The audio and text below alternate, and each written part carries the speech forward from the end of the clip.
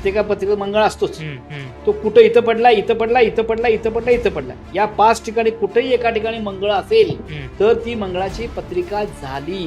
बर. तर मंगळाचा जर मी थ्रेट घेऊन बसला तर या भारतामध्ये किंवा या पृथ्वी तलावर असलेल्या 45% लोकांचा आता डायव्हर्स झाला असता, रिमॅरेज झाला असता. हा, हा. 3च गण आहेत, राक्षस गण, देवगण, मनुष्यगण. 140 कोटी लोक आहेत. 3 कुणाचा असणारच की नाही. आणि त्या बेसवर तुम्ही तो माणूस राक्षस आहे का? नाही. देव म्हणजे काय देवासारख्या वर्ण आलाय का तो? नाही.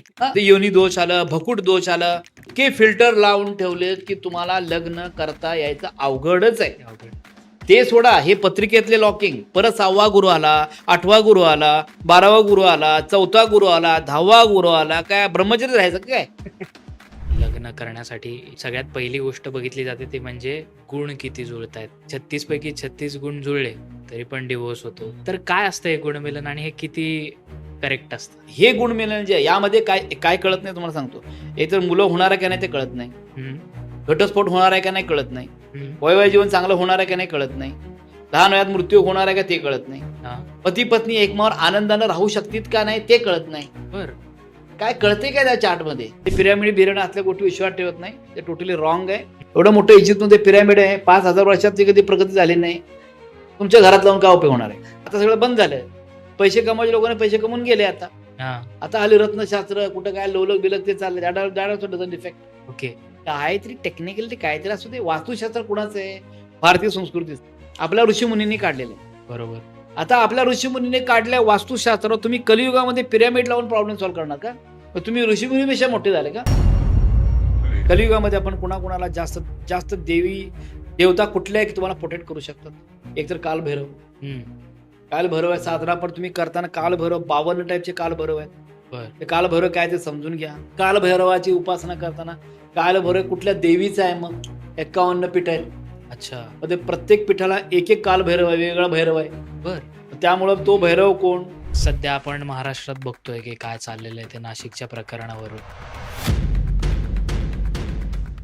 बऱ्याच लोकांचा थोडासा माइंडसेट जो आहे या शास्त्राकडे बघण्याचा आता एका व्यक्तीमुळे निगेटिव्ह व्हायला लागलेला आहे. तरी त्यांनी अशा कुठल्या गोष्टी पडताळून बघितल्या पाहिजेत किंवा कुठल्या पद्धतीचे प्रश्न विचारले पाहिजेत?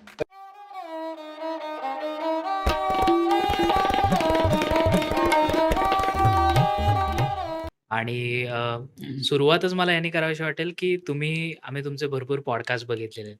मी युट्यूबवर खूप फेमस आहात. नमस्कार. हे आध्यात्मिक स्पिरिच्युअल जर्नी माझी अगदी लहान असल्यापासूनच आहे. गेले 30 ते 35 वर्ष झालं मी ज्योतिषशास्त्र, वास्तुशास्त्राच्या या फील्डमध्ये आहे. आणि ॲज अ इंजिनियर असल्यामुळे टेक्निकल त्यामध्ये पूर्ण अभ्यास करून हम्म. किती खरं आहे, किती खोटं आहे हे अनालिसिस करूनच त्यामध्ये मी पडलो पुढे आणि मला 100% खात्री झाली की लाईफमध्ये पॉझिटिव्ह चेंज आणायचं असेल हा. किंवा एखाद्या माणसाचं लाईफ प्रॉपर डिझाइन करायचं असेल, हम्म. फ्युचरमध्ये काय करता येऊ शकतं, ती गाईडलाईन आपल्याला या ज्योतिषशास्त्राच्या मार्गाने मिळू शकते. करेक्ट. वास्तुशास्त्राचा पार्ट जो आहे त्यात पण येतो, एवढ्याच वर्ष मी काम करतोय. हे पण तुमच्या जीवनामध्ये सक्सेस रेशो वाढवण्यासाठी ज्या घरात तुम्ही राहता ते घर हम्म. एनर्जाइज कंडिशनमध्ये 5 एलिमेंट्सने बॅलन्स असेल आणि प्रॉपर युजफुल, तरच ते युजफुल होऊन तुम्हाला प्रॉस्पेरिटी मिळू शकते. हे 2 पॉइंट महत्त्वाचे. बरं. आता यामध्ये माझं इंजिनिअरिंग झाल्यानंतर मी पुण्यामध्ये आलो. त्यानंतर मेकॅनिकल मेंटेनन्स इन्चार्ज म्हणून रोबोट सेक्शनमध्ये हा. काम केलं. ऑइल हायड्रॉलिक्स, वॉटर हायड्रॉलिक्स, न्यूमॅटिक्समध्ये काम करून बरेच लोकं इंजिनिअर माझ्या हाताखाली कामाला पण होते. तेव्हा हे माझा ज्योतिषशास्त्राचा अभ्यास आणि हे चालूच होतं. हम्म. पण लक्षात आलं ह्यामध्ये जेवढा मला लोकांशी संपर्क येत गेला, लोकांचं लाईफ चांगलं होत गेलं, तेव्हा मला कॉन्फिडन्स आला, की हे आपण करत बसण्यापेक्षा सामाजिक दृष्टिकोनातून काम करून लोकांचे प्रॉब्लेम सॉल्व्ह करून लोकांना एस्टॅब्लिश करता आलं लाईफमध्ये, हम्म. So that will be a great thing. Correct. So I started full time यामध्ये मी आता बरं. वास्तुशास्त्र दृष्टिकोनातून आहे. आणि माझं बॅकग्राऊंड जे आहे, हम्म. हे तर एकतर आम्ही जंगम आहे, म्हणजे बरं. लिंगायतचे गुरु आम्ही जंगम म्हणतो. श्रीशैल्यम म्हणून 12 ज्योतिर्लिंगात जगद्गुरूचं पीठ आहे हो. आंध्र प्रदेशमध्ये. तिथले आम्ही त्या जगद्गुरूचं वंशज आम्ही आहे आणि 16व्या शतकापासून आमच्याकडे अध्यात्माची ही परंपरा जी आहे ती आहे. वा. माझी आई पण संस्कृतमध्ये शिक्षण झालेलं आहे. तिनं मला बराच बरं. लहान असल्यापासूनच शुभं करोती म्हणण्यापासून आणि सगळ्या गोष्टी जे काय बाळकडू आपण लहान असताना हम्म. मुलांना देतो त्याचा इम्पॅक्ट म्हणजे माझं आजचंही लाईफ आहे. वा. त्यामुळे माझ्या आई वडिलांना दोघांना मी कायम मनातल्या मनात तर कायम प्रणाम करत असतो आणि आईचा तर हात माझ्या आयुष्य अजून आई माझ्याबरोबरच असते. हम्म. आईचा आशीर्वाद आहे सगळ्यात मोठी गोष्ट आहे. हा. त्यामुळे या गोष्टी स्पिरिच्युअल लेव्हलला नेऊ शकलो आणि माझे पहिली गुरु म्हणजे माझी आई, की ज्यामुळे मी या क्षेत्रामध्ये आलो. संस्कृतीची आवड निर्माण झाली. हा. ते अभ्यास करत हे आता वर्ल्ड वाईड म्हणजे अनेक कंट्रीमध्ये right from Las Vegas to लॉस एंजेलिसपर्यंत सगळीकडे जाऊन वा. चायना असेल इकडं बऱ्याच कंट्रीत क्लायंट बेस तयार झाला आणि सक्सेस मिळत गेल्यामुळे त्यांच्यामुळे मी पुढे आलो. हम्म. दुसरं काही नाही. आणि जे आहे ते क्लिअरिटी आहे, प्रामाणिकपणा आहे, सत्य आहे, अंधविश्वास नावाचा प्रकार माझ्याकडे कधी असत नाही.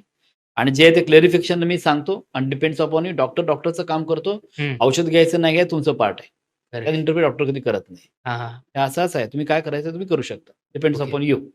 तो ही स्ट्रॅटेजी वापरलं आणि योगायोगानं, देवाच्या कृपेनं, देवाच्या आशीर्वादानं, स्वामींचा भक्त आहे मी. हम्म. त्यांच्या आशीर्वादानं, गगनगिरी मानाचा भक्त त्यांच्या आशीर्वादानं या गोष्टी जीवनात होत गेल्या. तुम्ही आता उल्लेख केला स्वामींचा आणि त्याच्यात तुम्ही श्रीशैल्यमच्या इथून हो, बरोबर येता. आहे. So ते कनेक्शन कनेक्शन आहे ते पण महत्वाचं आहे. मी खूप वेळा म्हणतो. ते श्रीशैलचं कनेक्शन आहे आणि स्वामींचं किती वेळा माझ्या ऑफिसमध्ये पण मी एकाने मला प्रेझेंट दिला होता एक स्वामींचा फोटो. शेखर सानेंनी हो. केलेला तो. तर 22 पादुका होत्या, पुण्यात आल्या होत्या, वाळवी कॉर्नरला. त्यावेळेला मी गेस्ट होतो पूजा करायला. तिथून मी ते मला पेंटिंग दिलं त्यांनी आणि मी माझ्या ऑफिसमध्ये लावलं. तर पहाटे 8 दिवसाचं पहाटे 3:30 ला मला स्वप्न आलं, की मी ऑफिसमध्ये बसलो आणि फोटोकडे बघतोय. फोटो मी असं बसतोय, माझ्या राईट साईडलाच फोटो लावला होता. फोटोतनं असं आलं, की माझा फोटो मागे लाव. हा. मला शॉक बसला. उठलो किती वाजले? 3:30 वाजले होते. खूप लोकांना बऱ्याच वेळा मी स्पिरिच्युअल प्रॅक्टिसमध्ये असतो. Correct.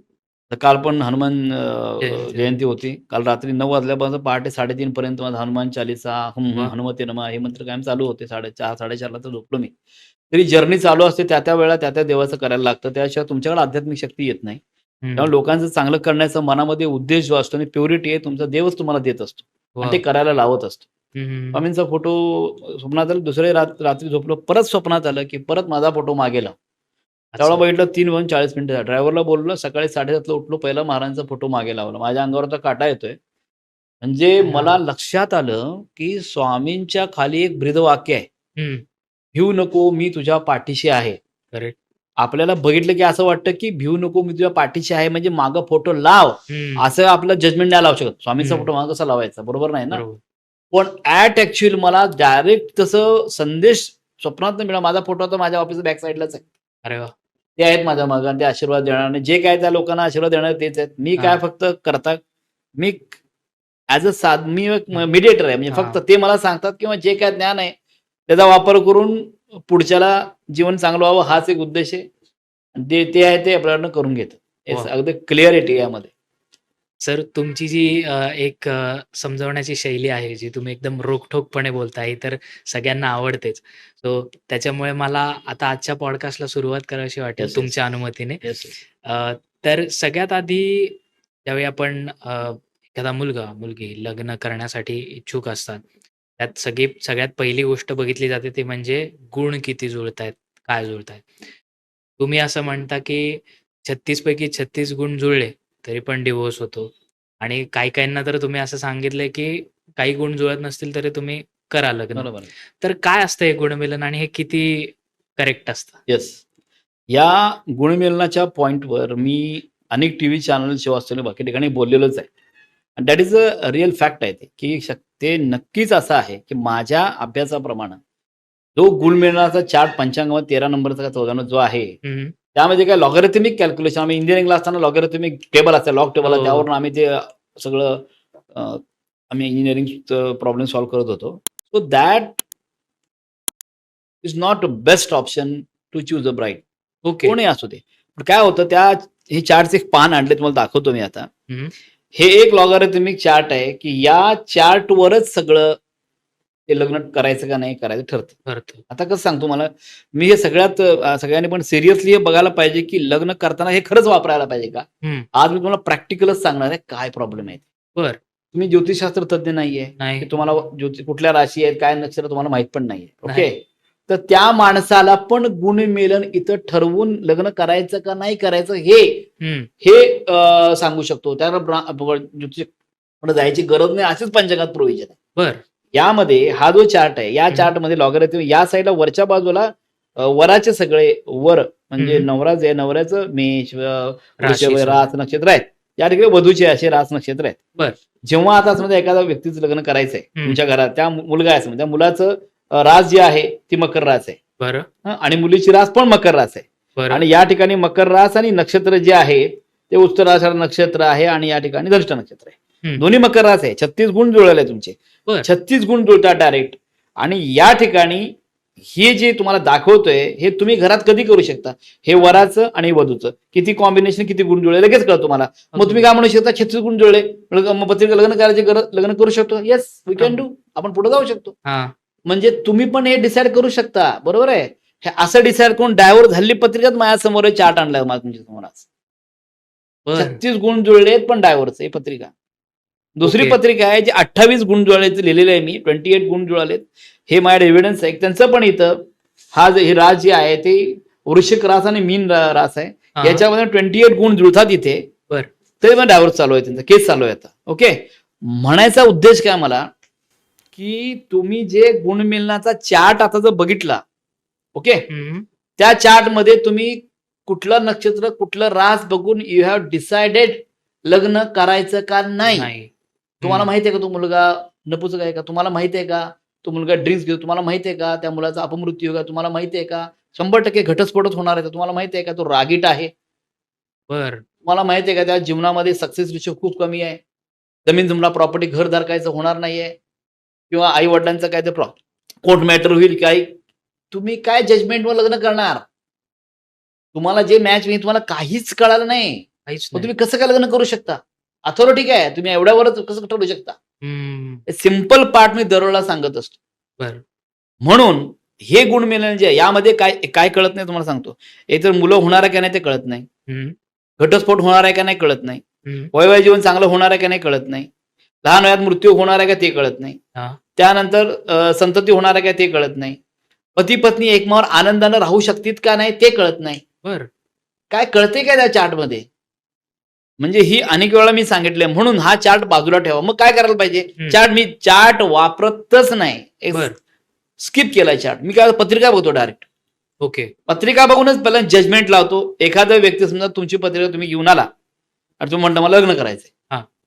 तुमची पत्रिका बघितल्यानंतर तुम्ही मला काही सांगायची गरज नाही. तुमचा आजार कुठला आहे, हा. तुमचं मॅरिटल स्टेटस काय असेल, प्रॉपर्टी काय आहे, किंवा व्यवसायात सक्सेस आहे, जॉबमध्ये सक्सेस आहे, किंवा आजार पण काय होऊ शकतो, पती पत्नी रिलेशन कसं राहू शकतं, संतती हुशार आहे, बुद्धिमान आहे, एनिथिंग यू कॅन आस्क. बरं. आस्क म्हणजे मीच पहिलं सांगतो. बर. मग तुम्हाला त्याचं कॉन्फिडन्स. मी क्लायंटला म्हणतो तुम्ही मला सांगा काय बोलू नका, मी पहिल्यांदा बोलतो, माझा ऐका तुम्ही पहिल्यांदा. बरं. मी सगळं बोलून झालं. काय होतं, क्लायंट बसले पंडित जे असं म्हणजे काही क्वेश्चन विचारू नका. नाही नाही असं काही विचार, मी सगळं बोलतो मग तुम्ही विचारा. मी नॉन स्टॉप बोलत राहतो, त्यांचा एक पण प्रश्न राहत नाही. अच्छा. एक पण प्रश्न राहत नाही. मग मुद्दा काय, हा पत्रिका बघायचा पॅटर्न झाला. तुम्ही जर लग्नासाठी जर पत्रिका दाखवायला आला माझ्याकडं, पहिल्यांदा जजमेंट हे लावायला पाहिजे की तुमची पत्रिका वैवाहिक जीवनाच्या पॉईंट ऑफ व्ह्यू 100 मध्ये किती पर्सेंट सक्सेसफुल आहे. ओके. समजा तुमची पत्रिका मी लॉजिक लावलं, हिची पत्रिका तर 40% चांगली आहे, हा. 40%च ऍव्हरेज. हम्म. जर तुम्हाला त्या मुलीशी लग्न करायचं असेल हम्म. तर त्या मुलीची पत्रिका कमीत कमी 70-80 मिनिमम 70-80% चांगली पत्रिका मॅरिटल पॉईंट ऑफ व्ह्यू असणं गरजेचं आहे. ओके. 70 + 40 / 2 55% तुमचं क्युम्युलेटिव्ह झालं. अच्छा. म्हणजे तुम्हाला लग्नामध्ये सक्सेस मिळू शकतो. आता बरं. तुमच्या गुणमेलनामध्ये या ठिकाणी 36 गुण जुळाले आणि तुम्ही 40% वर आहे आणि समोरची मुलगी 20% वर आहे, संपलं. घटस्फोट होणारच आहे. हे जजमेंट कोण लावणार. यासाठी तुम्हाला 25-30 वर्ष प्रचंड अभ्यास, लाखो पत्रिका हातातून गेल्याशिवाय काय नाही होऊ शकत. बर. ओके. ते सगळ्यात महत्वाचं आहे. बघितलं की जजमेंट यायला पाहिजे ताबडतोब. बर. म्हणून लग्न करताना सगळ्यांना मला मानणं एकच आहे, पहिल्यांदा तुमच्या मुलीचं लग्न करायचं ना, तुमच्या मुलीचं वैवाहिक जीवनाचं पर्सेंट किती आहे ते बघा. अनेक वेळा असं होतं, माझ्या आता मुलीचा डायव्होर्स चाललाय, हा. बघा पंडितजी ह्या मुलाने एवढं झालं तेवढं केलं. अरे म्हणतो त्या मुलाच्याच पत्रिकेत प्रॉब्लेम नाही, तुमच्या मुलीच्या पत्रिकेतच प्रॉब्लेम आहे. बर. तुमच्या मुलीची पत्रिका 30% वर आहे, हम्म. तो आहे 50% वर, पण तुमची 30% असल्यावर तुमच्या मुलीच्या पत्रिका दोषामुळे हे घटस्फोट होतो. अच्छा. त्या मुलाचं काय पूर्ण कसा बोलतो, काय करतो, कसा वागतो, काय नाही, सगळं वर्णन, मुलीचं वर्णन करून सांगा मोठं, बरोबर आहे की नाही? हम्म. हे सगळं कळलं की हां, बरोबर आहे सर, असंच आहे. सो आता पुढे कंटिन्यू करण्यासाठी होणार आहे का नाही कंटिन्यू? ते काय डिवोर्स पर्यंत जाणार आहे बाबा?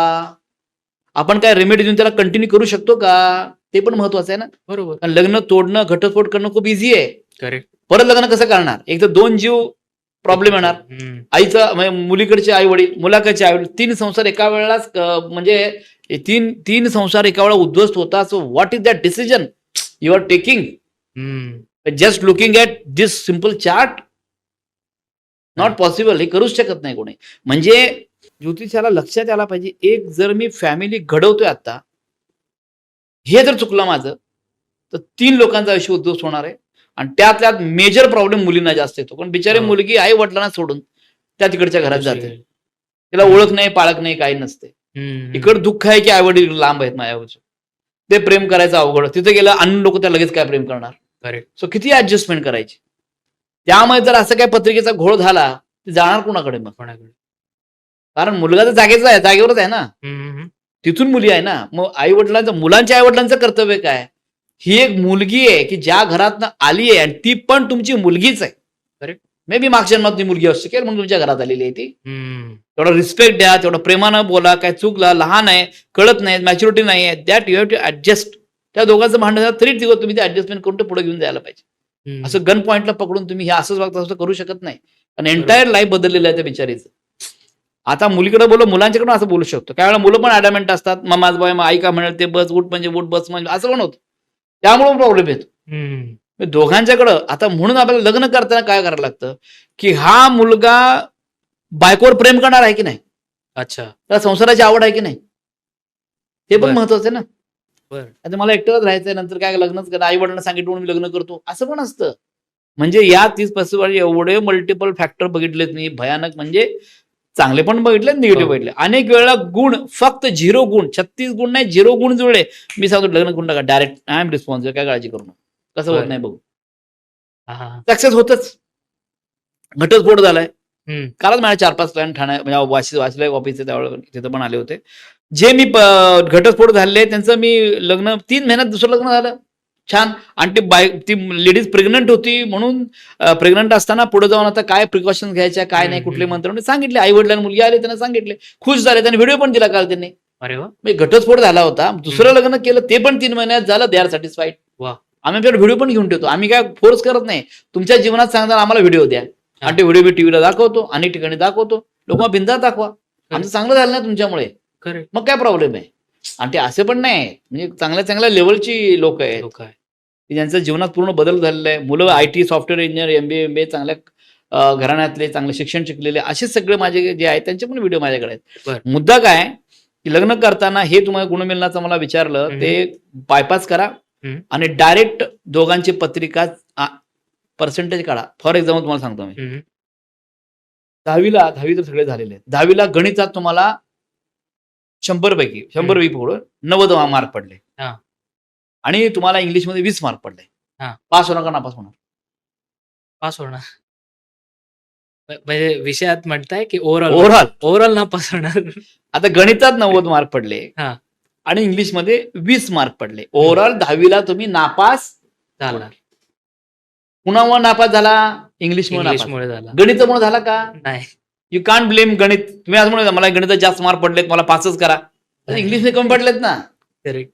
असंच आहे. एखादं लग्न करायचं झालं तर त्या मुलाच्या पत्रिकेत 90% वैवाहिक जीवन सक्सेस आहे, पण मुलगी निवडताना तिलाच 20% आहे. अच्छा. मग संपलं, मग डायव्होर्स होणारच की तुमचा. So this is judgement. अनेक वेळा असं होतं. मी मी इंजिनियर आहे, टेक्निकल पॉईंट ऑफ असेसमेंट केल्याशिवाय बोलत नाही. हा माझा प्रॅक्टिकल अप्रोच जो आहे ना, तो असाच आहे. ही जी थिअरी मी सांगितली, ही मी स्वतः शोधून काढली, R&D करून, की असं का होतं, ह्या मुलाची पत्रिका इतकी बेस्ट आहे, घटस्फोटाचं का लक्षात आलं की ही जी मग पर्सेंटेज मी बोलायला चालू केलं. म्हणून तुम्ही जेव्हा, माझं काय असतं, किती गुण जुळले, मृत्यू शराष्टक आहे का, एक नाडी दोष आहे का, असं ते एक भकुट आहे, योनी दोष आहे. अरे कशात काय संबंधच नाही आहे, काही संबंध नाहीये. माझं टेक्निक काय, तुमची पत्रिका आली तर माझ्याकडे आली, ओके, समोरची जी पत्रिका आहे, तुम्ही ज्या मुलीवर लग्न करणार आहे त्या मुलीचं वैवाहिक जीवनाचं पर्सेंटेज 70+ आहे की नाही, बरं. आहे, करून टाका, विषय संपला. ओके. एखाद्या मुलीच्या पत्रीत किंवा मुलाच्या पत्रीत वैवाहिक जीवन चांगलं आहे, मग कुणाबरोबर लग्न करू, चांगलंच होणार की. करेक्ट. जिचं प्रॉब्लेमॅटिकच आहे, कुणाबरोबर लग्न प्रॉब्लेम येणारच. फक्त अलीकडच्या पर्सेंटेज जे आहे ते आपल्याला वाढवायला पाहिजे, किंवा चांगलं असेल तर पुढच्या चांगलं असेल तर अजून चांगलं होणार आहे. मुद्दा काय की तुम्हाला जोपर्यंत जी जन्मलग्न पत्रिका दिलेली वाचता येत नाही आणि त्या माणसाचा अख्खा लाईफ तुम्हाला कळत नाही, तोपर्यंत तुम्ही गुणमेलन हा विषय काढूच शकत नाही. म्हणून या समाजामध्ये जेवढे काय घटक, एवढे गुण जुळले, तेवढे गुण जुळले, 36 जुळले, 28 जुळले, आणि 10 लोकांनी सांगितलं तरी सुद्धा आमचा घटस्फोट झाला. So this is the reason ज्यामुळे हे होतंय. हा अवेअरनेस क्रिएट करणं खूप गरजेचं आहे, की ज्यामुळं ब्रिलियंट पद्धतीनं काम झालं तर ऍटलिस्ट वैवाहिक जीवन चांगलं राहून पुढे चांगली आपली पिढी तयार होऊ शकते. भारताचं नशीब आपलं नशीब एवढं चांगलं आहे, इतकी चांगली संस्कृती आहे आपल्या, की सगळ्या गोष्टी अनालिसिस करून लाईफ सक्सेस कसं व्हायला पाहिजे या गोष्टीचा अभ्यास, एक्सपर्ट ओपिनियन जर घेतलं तर बऱ्याच गोष्टी लाईफने चेंज होऊ शकतात. फक्त एवढंच आहे की तुम्ही एक्सपिरियन्स असलेल्या किंवा बेस्ट पर्सनकडे जाऊन, मेन म्हणजे त्याचा किती अभ्यास आहे चेक करा. तुम्ही काय बोलूच नका, सांगा मला या पत्रिकेसमोर सांगा, मग सांगेल तो काय. जर त्याला काय सांगता आलं नाही, जाऊ नका, निघून जा डायरेक्ट. पण तुम्हाला समोरची पत्रिका कोण त्याला सांगता आलं पाहिजे, पत्रिकेत काय विदाऊट एनी काही न तुम्हाला बॅकअप देता अननोन माणूस सगळं सांगता आलं पाहिजे. Then you can call the jyotishi. मग तुमचा अभ्यास त्यात झाला, बरोबर आहे. माझं जर मला पण ट्रीट करा, मला काय फरक पडत नाही. मी सगळ्यासाठीचा रूल आहे, माझ्यासाठी सगळ्यासाठी रूल आहे. कारण हे मला कळलं ना की काय आहे इथं, तर तुम्ही ते पुढच्याला तुम्ही योग्य असं न्याय देऊ शकता. So this is point. मी जर वेळेला हे गुणमेलनाचं याच्यावर खूप का बोलतो, किंवा मला बरं वाटत नाही घटस्फोटाच्या मुली आले रडता येताना, हे झालं, ते मुलं पण जास्त झालं, ते झालं की हे अरे हे अगोदर जर मॅनेज परफेक्ट केलं असं. ही अशी पाळी ह्या दोघांच्यावर की आई वडील आणि मुलगी पण रडते ना, आई वडील पण विषण नाव असं बसले, त्या मुलीचे डायव्हर्स होणार. 2 वर्ष झालं, 3 वर्ष झालं, डायव्हर्स होत नाही. आता डायव्हर्स होईल का? मुलाचे आई वडील येतात, 3 वर्षाला डायव्हर्स होत नाही, काय करायचं? मग हे सगळं विचित्र गोष्टी त्यांच्या आयुष्यात ते झालेले एकदाच असतात, म्हणून त्यांना ते कळत नाही. आता मी 30 वर्षाला माझ्या डोळ्यासमोर बघतो ना, डायव्हर्सची ते हजारो केसेस बघितलेत मी. किती त्रास आणि पॅनिकनेस क्रिएट होतो, तो घालवण्यासाठी हे आपलं जे पॉइंट आहे अतिशय महत्वाचं. तुम्ही आता जे पर्सेंटेजचं सांगितलं की कमी पर्सेंटेज असतील तर ते वाढवता सुद्धा येतं, त्याचं काही उदाहरण आहे किंवा ते कसं सांगतो, नक्की सांगतो मला. ओके, फॉर एक्झाम्पल तुम्हाला इंजिनिअरिंगला ऍडमिशन घ्यायचंय. इंजिनिअरिंग आधी मी इंजिनियर आहे, क्रायटेरिया 50% आहे. 12ला 50% मार्क पडल्याच्या इंजिनिअरिंगला ऍडमिशन किती कोटी घेऊन बसवतो. That is a technical criteria. Okay, so आता आपल्याला माहिती आहे 12वीची परीक्षा द्यायच्या अगोदरच की माझं प्रिलिमला पर्सेंटेज 50 आलंय आणि मला इंजिनिअरिंग ऍडमिशन घ्यायचंय. झोकून अभ्यास केला, प्रॉपर केला तर 80% रिच होऊ शकतात. बरोबर. याच पद्धतीनं पत्रिका म्हणून कळालं की अरे पर्सेंटेज कशामुळे कमी झालंय, व्हॉट इज रिझन? मंगळाची पत्रिका म्हणून झालंय का, राव मंगळ युती म्हणून कमी झालं? मी हे पर्सेंटेज आता मी काही गोष्ट पर्सेंटेज लावतो तर काहीतरी बघून लावतो ना. एन नंबर ऑफ फॅक्टर्स त्यामध्ये आहेत ना. मग ते कसे मला एक एक प्रॉब्लेम सॉल्व्ह करून डिलीट मारता येतील आणि ते पर्सेंटेज वाढत 70% पर्यंत पोहोचेल, ते माझं टार्गेट असतं. मग काय मंत्र म्हणायचे असतील किंवा काय करायचं, काय जे काय तुमच्या लेवलला तुम्हाला ते करायचंय. मी काय कुठल्या गोष्टी करत बस नाही, ते तुम्हाला जर तुम्हीच करायचं, तुमच्या घरातच तुम्हालाच ते करायचंय. माझा त्या करण्यामध्ये डायरेक्ट इंटरफरन्स काय असत नाही आणि तुम्हाला रिझल्ट मिळतोच. बरोबर. आणि त्या पत्रिका चांगली बसायला बसलेलोच आहे इथं मी. 40% पत्रिका आहे, तर तुम्हाला मला पास करायचंय, तर 80 वाला मला पाहिजे, तो मिळाला की विषय संपला. म्हणजे मुद्दा काय, मी असं बघितलंय की अरे याचा घटस्फोट का नाही झाला, घटस्फोट व्हायला पाहिजे का नाही झाला. मी तुम्हाला ते उदाहरण पण दाखवणार नंतर. मी घटस्फोट का नाही झाला, अरे बाबा लक्ष झाला रे ह्याच्यामुळं घटस्फोट नाही झाला. म्हणजे कसं होतं, एकदा पती पत्नी येतात, सर बिझनेसमध्ये यश मिळत नाही, मी काय करू? म्हणतात एकाचे तुम्ही कुणा नावावर प्रॉपर्टरशिप आहे, माझ्या नावावर, बायकोची पत्रिका घेऊन या. आता बायकोच्या पत्रिका प्रॉपर्टी सक्सेस, त्या नावावर प्रॉपर्टरशिप करून मी सक्सेस देऊ शकतो. असं अनेक वेळेला केलं, हजारो वेळा केलं. बरं, मग दोघांची पती पत्रिका बघायला कशाला घेतली मी, व्यवसायासाठी सक्सेस आहे का नाही. आणि नंतर लक्षात आलं, अरे बापरे, ह्या माणसाची पत्रिका डायव्हर्सची पत्रिका आहे. आणि इथं बघितलं हिचं 90% पत्रिका, हिची 90% पत्रिका ही मॅरिटल पॉइंट ऑफ बेस्ट पत्रिका आहे. अच्छा, लक्षात आलं. ह्यामुळं म्हणजे मी जे काय लावतोय ना आता percentage, that is my practical experience. Okay, Shahrukh खानच्या पत्रिकेत तुम्ही बघितलं तर चतुर्थ सणात कडक मंगळ आहे एकदम. घटस्फोटाची तशा कितीतरी पत्रिका घटस्फोटाचे बघितलेले आहेत. बर आणि ती पत्रिका आणि त्या माणसाचं लिव्हिंग पॅटर्न किंवा मेंटल पॅटर्न किंवा जो काय वागतो तो हे बरोबर मॅच होतं. मग तुम्ही काही सांगितलं की ही पत्रिका शाहरुख खानची, लगेच कळलं मला शाहरुख खानची आहे की नाही. कारण त्या माणसाचं बिहेवियर पॅटर्न आहे ना, कसं आहे काय नाही ते. हा हा घटस्फोटाच्या चतुर्थानात बसलाय मंगळ, दुसरी 10वी दृष्टी पडते कुठं, मी तुला दाखवतो. हा. माझ्याकडे आहे वाटतं, मी अभ्यास करून ती मुद्दा मांडली होती. हा, शाहरुख खानची पत्रिका बघा. आता या शाहरुख खानच्या पत्रिकेमध्ये मंगळ चतुर्थ स्थानामध्ये बसलाय. ह्याची बरोबर 7वी दृष्टी वडिलांच्या स्थानावर पडते. बर वडिलांचे एंगे असताना मृत्यू झाली. हम्म. आईच्या स्थानात मंगळ बसलाय, केतू बसलेला आहे. आईला पण कॅन्सर झाला. बर म्हणजे बॅकअप काहीच नाहीये.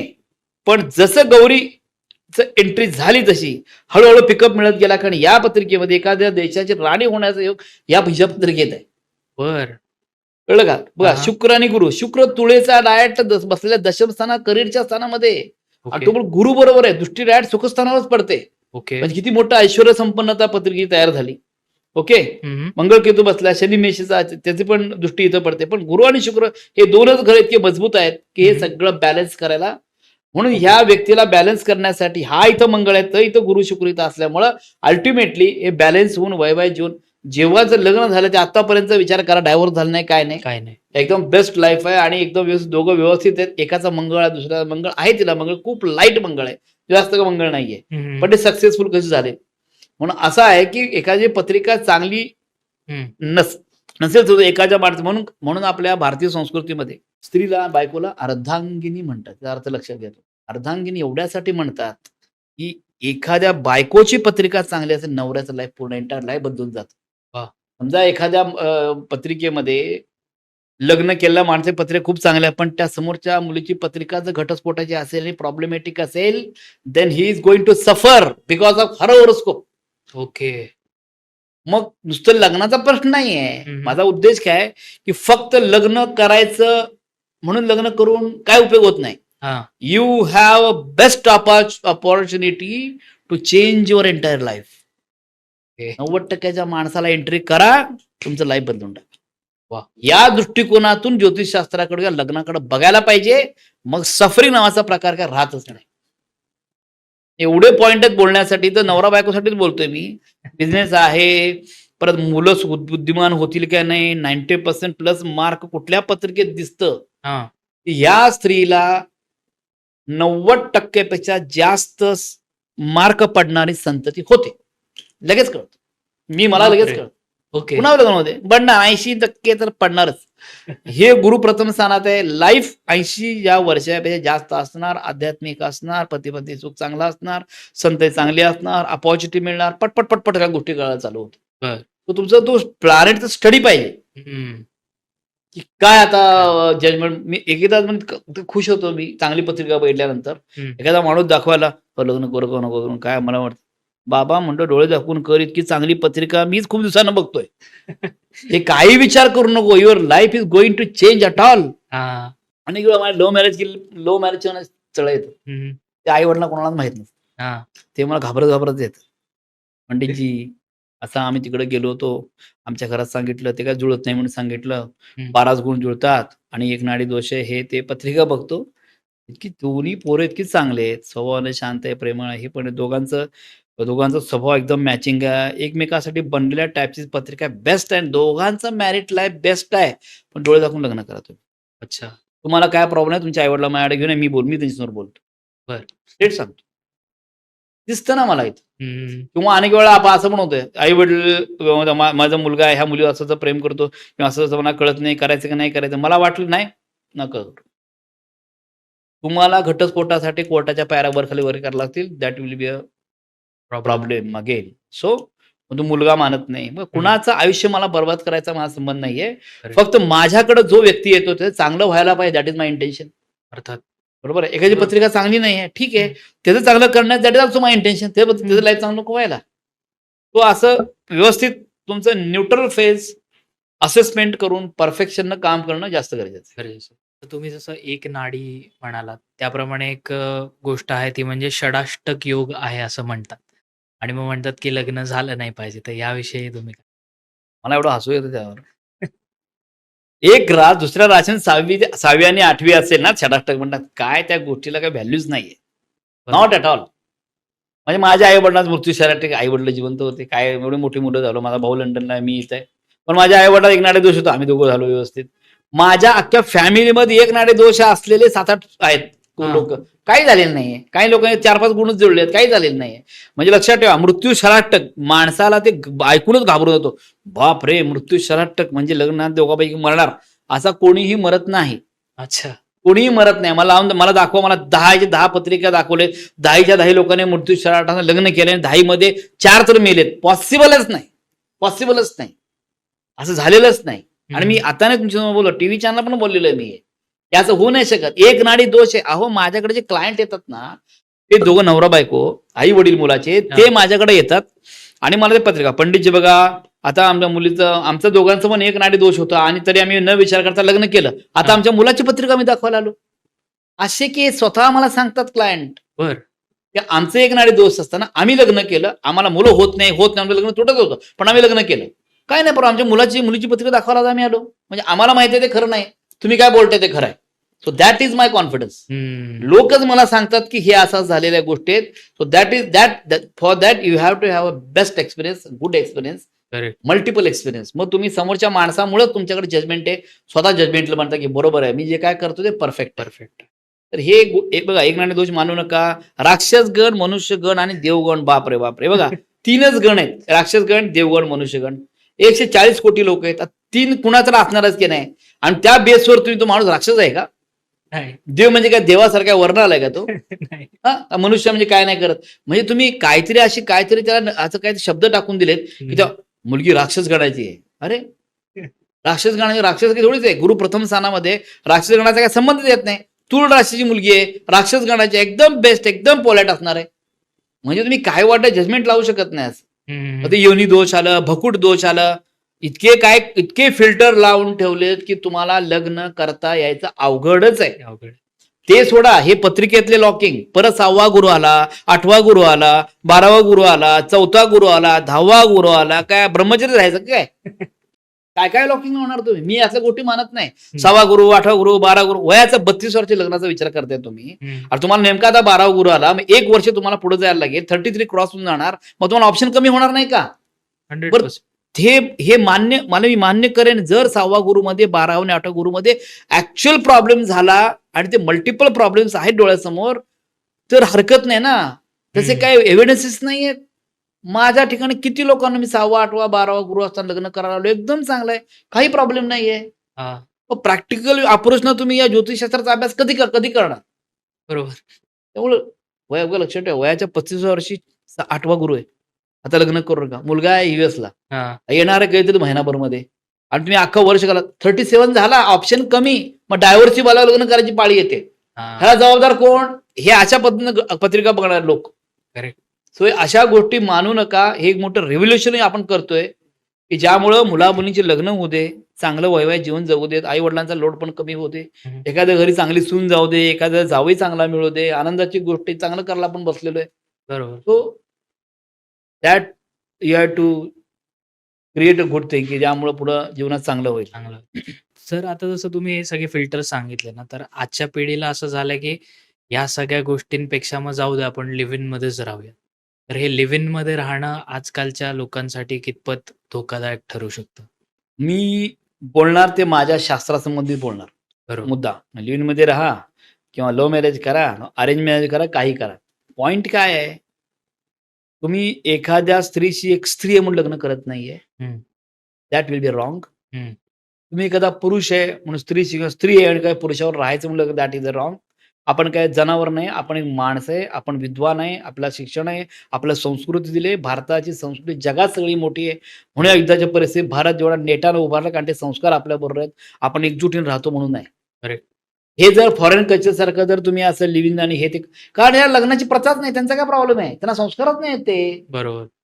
आपल्याकडे रीतिरिवाजानं व्यवस्थित सप्तपदी करून सगळं व्यवस्थित, नवरा बायको एकमेकांचा जीव की प्राण अशा पद्धतीने जगायचं एक रिलेशनशिप मंगळसूत्रांचे तयार होतं. तिकडे कुठं आहे? काहीच नाही तिकडं. त्यामुळे ते त्यांचं बरोबर आहे, त्यांचा काय प्रॉब्लेम नाही. 18 वर्षांच्या घरात हाकलून काढतात बाहेर मुलांना, तर मुलं तर काय करणार? मुलं आई वडील मुलाच्या लग्नाची रिस्पॉन्सिबिलिटी घेत नाहीत ना. आता मी जातो युएसला माझं ऑफिसच आहे, ते जातो मी तिकडं, तिथं जे काय फॉरेनर लोक त्यांच्या मुलांचे लग्न जे होतात त्यांना माहित नसतं. मुलगा जाणतो dad this my girlfriend and all. मग झालं, मग तिथं लिव्ह इन राहतो. आई वडील बघत पण नाही लिव्ह इन राहिलंय काय झालंय. आपण ते आई वडील पण त्या आई वडिलांच्या मध्ये पण ते वडिलांची ती कितवी बायको आहे माहित नाही, किंवा त्या बायकोला कितवा नवरा आहे ते मुलांना माहित नाही. It's like animal only. मी त्याला खूप हे करतो, म्हणजे लोक चांगले आहेत, शांत आहेत, तो प्रश्न नाही आहे. भारताच्या संस्कृती जेवढी प्रगल्भ आणि पॉझिटिव्ह आहे आणि एकत्रित बांधणारी आहे, त्याची बाहेरची संस्कृती नाहीये. आता बाहेरच्या देशामध्ये आपली पण काही मुलं लिव्ह इन राहतात, पण त्यांचा नाईलाज कोण मिळतच नाही तर काय करणार. माझे युएस मध्ये एवढे क्लायंट आहेत, आता जातो जेव्हा, आता बघ इथून मुंबई आणि पुणे, पुण्याचा मुंबईला पण 1 तास 2 तास अंतर, लग्न करू शकतो. सातारा, सांगली, कोल्हापूर जेवढं लग्न करू शकतो.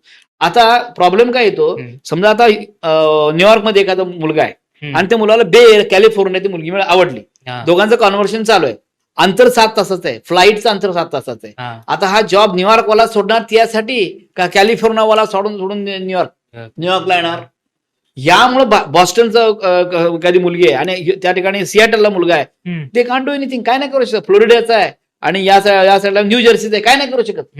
फ्लाईट डिस्टन्स एवढा आहे की लग्न होणं खूप अवघड आहे, कारण 6-6, 4-4, 5-5 तास अंतर आहे. मुलगी आवडली पण ती मुलगी जॉब नाही करत, माझ्या जाऊन सोडणार.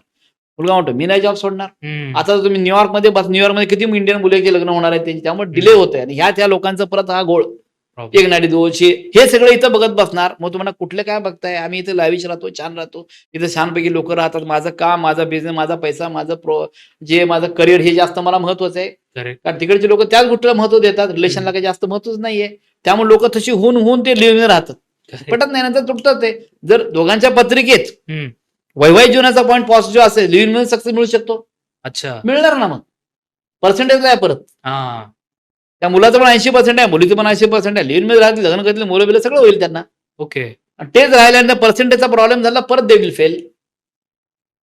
The calculation of marriage is depends upon percentage of their success in life for marital life. Okay, तो प्रश्न आहे. त्यामुळे आता बाहेरच्या देशात मी गेलो, आता मी टोरंटोला गेलो होतो, तर ब्रॉम्प्टनला गेलो होतो. तिथे एक मुलगा आहे, शीख मुलगा आहे. तो एका मुली लग्नासंबंधी राहायचं, त्यांच्या खूप मोठं 7-8 बेडरूमचा बंगलाच होता, तेव्हा राहिलो होतो मी. मग त्यांनी तिथं सांगितलं, एका मेक्सिकन मुलीवर तो राहतो मुलगा, 2 मुलं, एक मुलगा राहतो, त्याचा 5 बेडरूमचा बंगला आहे. आणि ते मेक्सिकन जी मुलगी आहे त्याला 2 मुली आहेत.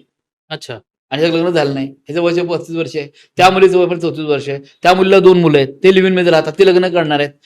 तो पंडितजी दिखाओ, आप ऐसा मत करो, क्या बोल रहे देखो, मला मुलगा तर ऐकतच नाही, आणि काय बोलणार, 34 वर्ष मुलं ते काय बोलणार. मी ती घरी गेलो, बघितलं, एकदम बेस्ट मुलं, एकदम शांत, प्रेमळ, एकदम म्हणजे विचारूच नाही. पण ती पत्रिका बघितल्यानंतर कळलं हा मुलाचं लग्न होणार आहे, यात काही डाऊट नाही. त्या मुलीची पत्रिका बघितली, अरे बापरे, म्हटलं यामध्ये डायव्होर्स झालेलं आहे, ह्या मुलीच्या पत्रिका डायव्होर्स आहे आणि तुझं लग्न होऊ शकत नाही, विषय सोडून दे, कोर्ट मॅटर चालू होईल. डेंजरस पत्रिका आहे. मुलगी चांगली आहे, पण तिथे बघा, माणूस वाईट नसतो.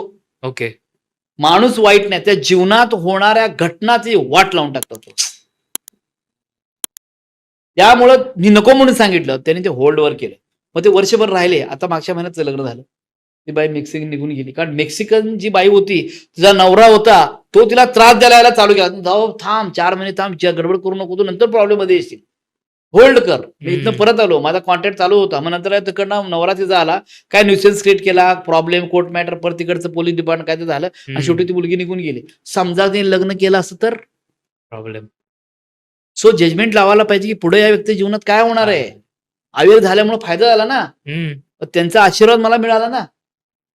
सुखी जीवनाचा आशीर्वाद आहे की नाही. आशीर्वाद आपण वयानं बोलू शकत नाही. एखाद्या माणसानं चांगलं केलं, त्याची काही दुवा लागते ना, ते तुमचं खरं शक्ती, ताकद आणि औषध आहे जीवनात पुढे यायचं. ते म्हणजे पैशात आपण काय जजमेंट नाही लावू शकत. कुणाचंही चांगलं करा, चांगलं लहान मुलाचं चांगलं, ते जरी बेस्ट थँक्यू म्हटलं, दॅट इज ऑल्सो आशीर्वाद. वयोवृद्ध माणसं तुम्हाला काय चांगलं, दॅट इज ऑल्सो, ते तुम्हाला गेन करणं खूप गरजेचं आहे. जेवढं तुम्ही लोकांचा आशीर्वाद किंवा लोकांनी तुम्हाला चांगलं म्हणणं, माझ्या आयुष्यात तुम्ही बदल केला बाबा, तुमच्या आयुष्यात खूप एक्झिस्टन्स, जेवढं तुम्ही असं गेन चांगलं करता आणि तुम्हाला माहित आहे तुम्ही प्रामाणिक आहे, बेस्ट केले, काहीच प्रॉब्लेम नाहीये, तर that will be one of the best happy life. That's why I left the job. Job सोडून काय करायचंय. लोकांना जीवनात आनंद घडू शकतो, त्यांचा आशीर्वाद आपल्याला मिळतो. काय जगायला काय पैसे आहेत तेवढे पुष्कळ असतात, फॅमिली आनंदात आहे, आपले क्लायंट सगळे आनंदात आहेत, त्यांचं पण सगळं जीवनात सक्सेस झालंय, बस झालं. Correct. So that is my intention for all this things. I am sure सगळ्यांना हा पॉडकास्ट खूप आवडतोय. सगळे खूप एन्जॉय करतात. म्हणजे सर ज्या पद्धतीने एक्सप्लेन करून सांगतात, असं वाटतं की आपला एक फॅमिलीमधला एक मोठा माणूस असतो ना, की जो आपल्याला सगळ्या गोष्टी समजून सांगतो. तसं सर सांगतायत. सॉरी तुमचा फ्लो ब्रेक केला. पण आत्तापर्यंत इथपर्यंत पॉडकास्ट बघता तर प्लीज खाली दिलेल्या सबस्क्राईब बटनवर सबस्क्राईब करा.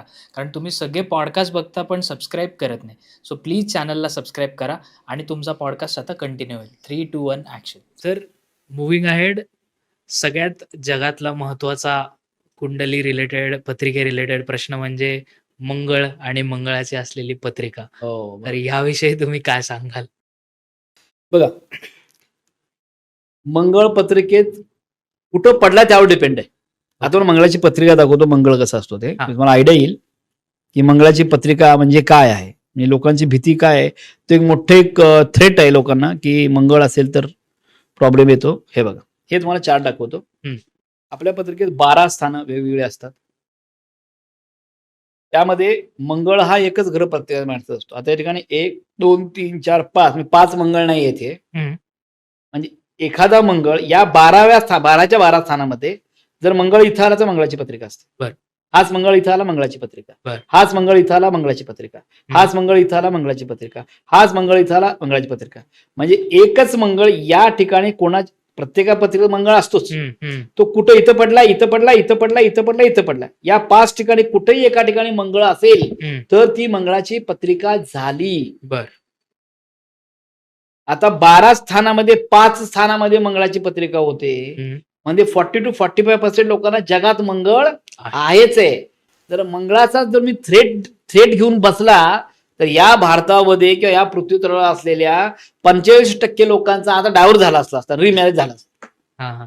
तर मंगळ हा एकच पॉइंट असा पकडून शकत नाही तुम्ही की त्याच्यामुळं ते घटस्फोटच होईल असं काय म्हणू शकत नाही. फॉर एक्झाम्पल मी तुम्हाला शाहरुख खानची पत्रिका दाखवली, त्यानंतर तुम्हाला मंगळाची पत्रिका यांची पण दाखवतो. आता आपण अजून एक इंटरेस्टिंग पत्रिका बघू. आपण आता ते बॉलिवूड मधल्या किंगची पत्रिका बघितली, आता क्रिकेट मधल्या किंगची पत्रिका आपण बघू. तर विराट कोहली क्रिकेट मधला किंग आहे. आता ज्या ठिकाणी शाहरुख खानच्या पत्रिकेत मंगळ आहे त्याच ठिकाणी मंगळ कुठे आहे, विराट कोहलीला आहे. विचार करा दोघांचं बिहेवियर पॅटर्न, अग्रेशन, बोलायची पद्धत, बेधडकपणा, फिजिकल फिटनेस, अवेअरनेस बघा बऱ्यापैकी सेमच आहे. का? बिकॉज बेस्ट मंगळ आहेत.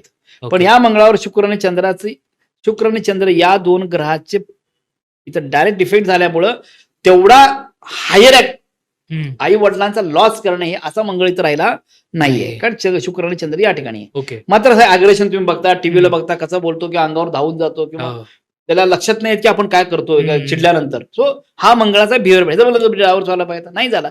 कारण आता अनुष्काची पत्रिका खाली दिली मुद्दा. काय तुळ, रास आणि कर्क लग्नाची पत्रिका आहे. म्हणजे तुम्ही इमॅजिन नाही करू शकत. आपण त्याला फक्त टीव्हीला बघतो, पिक्चर मध्ये बघतो, पण त्या मुलीबरोबर तुम्ही एकदा 2-4 तास काढले ना, तुम्हाला असं वाटतं जगातल्या चांगल्या माणसावर मी फिरतोय. इतकं स्वभावानं प्रेमळ, अतिशय शांत डिसिजन टेकिंग, अजिबात न दुखवणं, स्वतःचा विचार कधीही न करणं, कायम समोरच्याचाच विचार करणं, जास्तीत जास्त फ्रेंड डेव्हलप करणं, लोकांना मदत करणं, हसत खेळत राहणं, कितीही प्रॉब्लेम मध्ये त्या प्रॉब्लेम मध्ये कधीही आपण डिमोरलाइज न होणं आणि सगळं भक्तिभावाने आणि देवाकडे जाणं, मंदिरात जाणं, पायस राहणं, गरीब लोकांना मदत करणं, या सगळ्या गोष्टी या मुलीमध्ये, या बाईमध्ये असं कुठून भरलेले आहेत. त्यामुळं या अनुष्कानं याचं लाईफ पूर्ण चेंज करून टाकलं.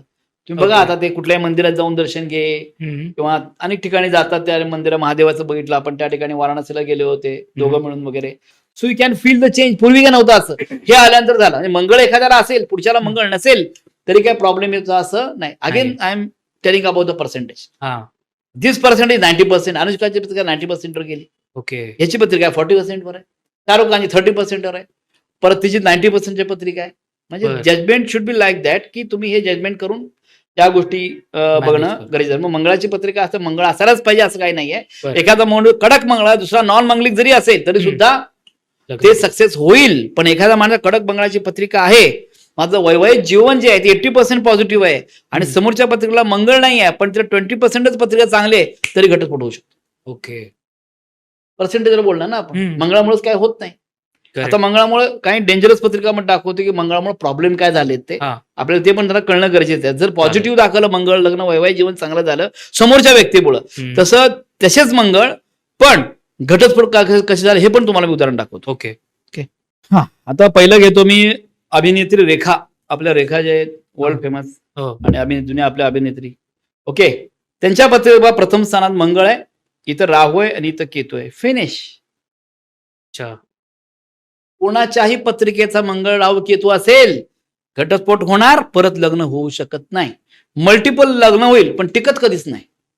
ओके. मंगळ चौथी दृष्टी पडली, सुखस्थानावर पडली, जमीन जमला प्रॉपर्टी घरदार ते पण क्रिटिकल प्रॉब्लेम मध्ये असतं. संतती मुलं बाळ होण्याचा प्रॉब्लेमच येतो. ओव्हरऑल माणसाला एकटंच राहायला लागतं, कारण ट्रिगर मंगळाने राहून केतून पण त्याला ट्रिगर करून टाकतात. ओके. म्हणजे कधीही सॅटिस्फाईड मॅरेज कधीही होऊ शकतच नाही. नाही.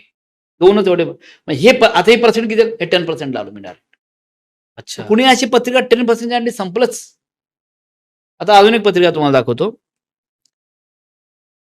आता आपण डोनाल्ड ट्रम्पची पत्रिका बघू. यांना मंगळ आहे बरं का. बर. हे मंगळाचे अग्रेशन लोक येत नाहीत कधी. ओके. सगळं आता विराट कोहलीचं घेतलं, शाहरुख खानचं घेतलं, रेखाचं घेतलं, अग्रेशन आहेच आहे. हो. ओके, डोनाल्ड पत्रिका कसं आहे बघा. वृश्चिक रास आणि सिंह लग्नाची पत्रिका मंगळ प्रथम स्थानात. म्हणजे विचार करा हा माणूस किती विकृत आहे. विकृत मी काय यातलं तज्ञ नाही, डायरेक्ट बोलू शकतो हो. आणि बोलताना कोणाला घाबरत विबरत नाही. मी स्ट्रेट फॉरवर्ड माझं कुठलं सेंटेन्स असतं. वृश्चिक रास आहे आणि एकतरी डोकं त्याचं वृश्चिक म्हणजे विंचू सारखं, म्हणजे कुठं काय करायचं काय नाही डोकं वापर पुढचं प्लॅनिंग करून करणार. आणि सिंह लग्नामध्ये मंगळ बसला. हम करायचो काय, तुम्ही काय वाटतं ते करा, मी काय हालणार नाही अजिबात. आणि परत कडक मंगळ बसलाय परत वर. पण सिंह राशीचा मंगळ 100% स्वार्थी, मी आणि माझं, बाकी खड्ड्यात गेले काय फरक पडत नाही मला, तुम्ही काय वाटेल ते करा.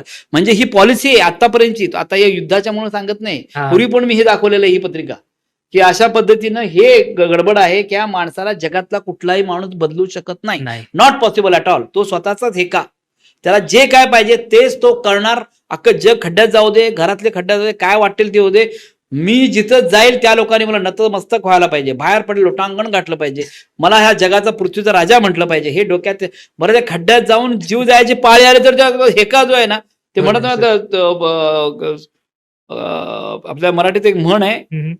ते सुतळी जळाली पण पीळ काय गेला नाही जळल्या, तसं आहे. ते काय फरक पडत नाही, त्यांना माहिती असतं वाईट लोक म्हणतात काय म्हणतात, तरी सुद्धा ते असे दाखवतात की मला माहित नाही, म्हणे सगळं मला चांगलंच म्हणा, मला कोण वाईट म्हणणार आहे, असं ऍटिट्यूड. दॅट इज बिकॉज सिंह राशीचा मंगळ प्रथम स्थानात आहे आणि राहू बसलाय रवी बरोबर या ठिकाणी. हायली करिअर ओरिएंटेड, अग्रेशन, भयानक अग्रेशन.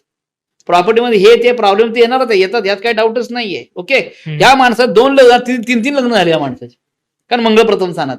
ओके. ते बिचारे काय असतील 45 असतील म्हणून तेवढ्या वेळा टिकून ते पुढे कंटिन्यू झालं नाही. आता वाली जी असेल 70 वाली म्हणून ते टिकली असतील, फॉर एक्झाम्पल मी तुम्हाला सांगतो. So he one of the worst पत्रिका, की म्हणजे हे सगळ्या जगाची वाट लावून टाकली. आणि जोपर्यंत हा माणूस आहे जिवंत तोपर्यंत काही ना काय करत बसणारच आहे. ह्या माणसाला जगात कुठे विश्वास ठेवू शकत नाही. हे जर अगोदर पत्रिकेवर आपल्याला इंटरनॅशनल लेवलला पत्रिका सांगितले, लोक आश्चर्य झाले असते की ह्याच्यावर काय संबंध ठेवायला नको. ठीक आहे, आता आपल्या नरेंद्र मोदी जे पंतप्रधान त्यांची पत्रिका बघूया. वृश्चिक रास आहे, वृश्चिक लग्न आहे, मंगळ प्रथम स्थानामध्ये आहे आणि केतू कुठं बसलेला आहे, डायरेक्ट लाभस्थानात बसलेला आहे. त्यामुळे केतू कुणाच्याही पत्रिकेत लाभस्थानात असेल, साधू माणूस असतो, कुठलाही माणूस होते, मोदी साहेब म्हणत नाही, कुणी असतो ते, त्याला पूर्वजन्मात एवढं काय तो ऐश्वर्य भोगून आलेला असतो, या जन्मात तो कसंही राहायला तयार असतो. बर. पॅलेस मध्ये रस्त्यावर त्याला काय वाटत नाही, 10/10 मध्ये मी आनंदच राहतो, काही प्रॉब्लेम नाही. देणं लागतो, काय करतो, काय देऊ तुम्हाला, हे देऊ का, हे देतो, हे देऊ काय येतो, त्याला देण्यामध्ये जास्त आनंद असतो.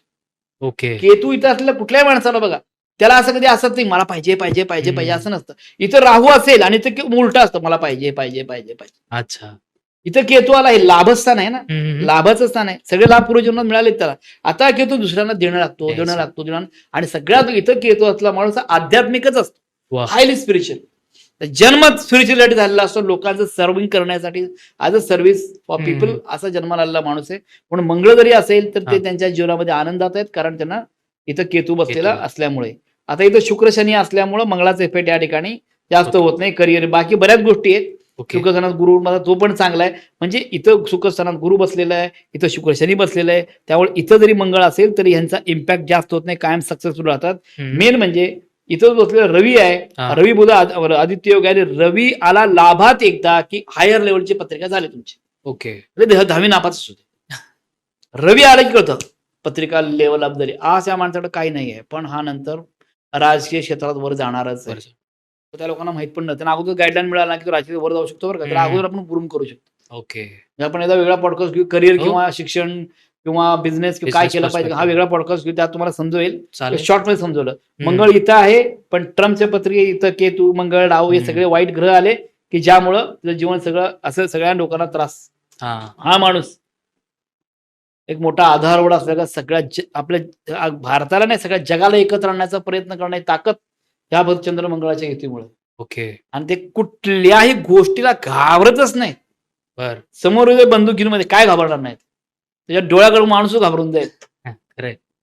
जवळपास यायचा पण कोणी प्रयत्न करणार नाही. आणि सगळे आध्यात्मिक लोक बऱ्यापैकी अटॅच होतील. हम्म. हे केतू इथं असल्यामुळे सारखं ह्या मंदिरात त्या मंदिरात किंवा इकडे त्यांनी शंकराचार्यांचं हो. मोठी मूर्ती उभा केली किंवा अनेक लोकांना, संत लोकांना भेटतात. अयोध्याचं रामचं मंदिर केलं. का हम्म. केलं, कशामुळे केलं? इथं केतू बसलाय सगळं करून द्यायला. कुणाचे हम्म. तुमच्या जरी सर्वसामान्य लोकांच्या पत्रिकेत केतू असेल ना, तुम्ही हम्म. पण त्या लेवलला काय तर करत असता. करत असतो. यांना एक अथॉरिटी मिळाली म्हणून मोठ्या प्रमाणात केलं. ओके. याचा आपला वेगळा सब्जेक्ट आहे. पण तुम्हाला सांगायचा उद्देश की आपण पत्रिकेतनं काय काय बघू शकतो, हा. काय काय कळू शकतो. सगळे अँगल आपल्या पत्रिकेतनं कळू कळू शकतात. शकतो. आणि मग जजमेंट देऊन त्या माणसाला त्या लाईनला आपण नेऊ शकतो. सर, तुम्ही एवढं सुंदर पद्धतीने आता सांगताय. एक थोडा वेगळा प्रश्न विचारावा असं वाटेल, की आता आपण जेवढं कुंडली पत्रिकेच्या बाबतीत बोलतोय, त्याचप्रमाणे तेवढंच वास्तू सुद्धा आपल्या घरातला इम्पॉर्टंट असतं का? आणि जर तसं असेल तर काही छोट्या रेमेडीज आम्हाला तुम्ही सांगू शकता का? महत्वाचा पॉईंट आहे. वास्तुशास्त्र हा मी गेले 30-35 वर्ष वास्तुशास्त्राचं काम करतोय. हा. ऑल ओव्हर वर्ल्ड वाईड मी केलेलं आहे. फर्स्ट वास्तू व्हिजिट मी दिली होती 2003ला बरं. दुबईला दिली होती त्यावेळेला. बरं. त्यानंतर मला ती भीती होती की बाहेरच्या देशात गेल्यानंतर वाळवंटामध्ये वास्तुशास्त्र अप्लाय होते की नाही होते, हा हा हा. काय माहितीच नव्हतं. हम्म. मग तिथे गेल्यानंतर मला कळलं की 100% इथं अप्लाय होत आहे. होतंय. त्याचा काय एक किस्सा तुम्हाला नंतर आरामात सांगेन की मला गॅरंटी झालं की वास्तुशास्त्राचं इम्प्लिकेशन हे वाळवंटात होते. हम्म. आणि that was a shocking experience for me. कारण प्रेडिक्शन एवढं टफ होतं. ओके. इथे सांगितलं असतं तर मला परत दुबईला जाता आलं नसतं. ओके. पण मी ते डेअरिंगने सांगितलं आणि that was a totally different thing. दुबईमध्ये खूप मोठ्या प्रमाणात मला बूस्ट मिळाला 2003ला. बरं. ते पुढच्या पॉडकास्टमध्ये मी नक्की सांगेन की दुबईचा नक्की. काय किस्सा होता, युकेचा काय बाकी किस्से. चालेल सर. मुद्दा हा असा आहे की वास्तुशास्त्र महत्वाचं आहे. शेवटी आपण आपलं शरीर कसं आहे, पंचमहाभूतांना बॅलन्स आहे म्हणून आपण जिवंत आहे, चांगलं राहतो. बरोबर. पंचतत्व आपल्यामध्ये आहेत. बरोबर. तर वास्तूमध्ये पंचमहाभूताचं बॅलन्सिंग प्रॉपर असेल हम्म. तर 100% त्यात तुम्हाला सक्सेस मिळतो. Again I will go to percentage. Hmm. तर त्या वास्तुशास्त्राचं पर्सेंटेज बघितल्यानंतर प्लॅन किती पर्सेंट वास्तुशास्त्राप्रमाणे फ्लॅट आहे that you have to see. Okay. 10% आहे, 20% आहे, 30% आहे, 50% 80%. हा. मग तुम्हाला ते प्रॉस्पेरिटीची लेवल कळते की तुमचं घर प्रॉस्पेरिटी तुम्हाला कितपत देणार. बर. लग्नामध्ये काय प्रॉब्लेम येणार का? येस, इट मे कम, येऊ शकतात. फायनान्शियल प्रॉब्लेम येस येऊ शकतात. बर. ऍक्सिडेंट्स होऊ शकतात. जॉब न लागणं होऊ शकतं. प्रमोशन अडथळे येऊ शकतात. बर. पण पत्रिका चांगली आहे पण वास्तू काही दोष आहेत, तुम्हाला आडाकाडकी होऊ शकते. ओके. सो मी अंकशास्त्रावर जास्त विश्वास ठेवत नाही. बर. कारण काय हा एक मोठा एक कॉन्ट्राडिक्टिव्ह एक प्रश्न येतो. हा, हा. That will answer you. I will answer you.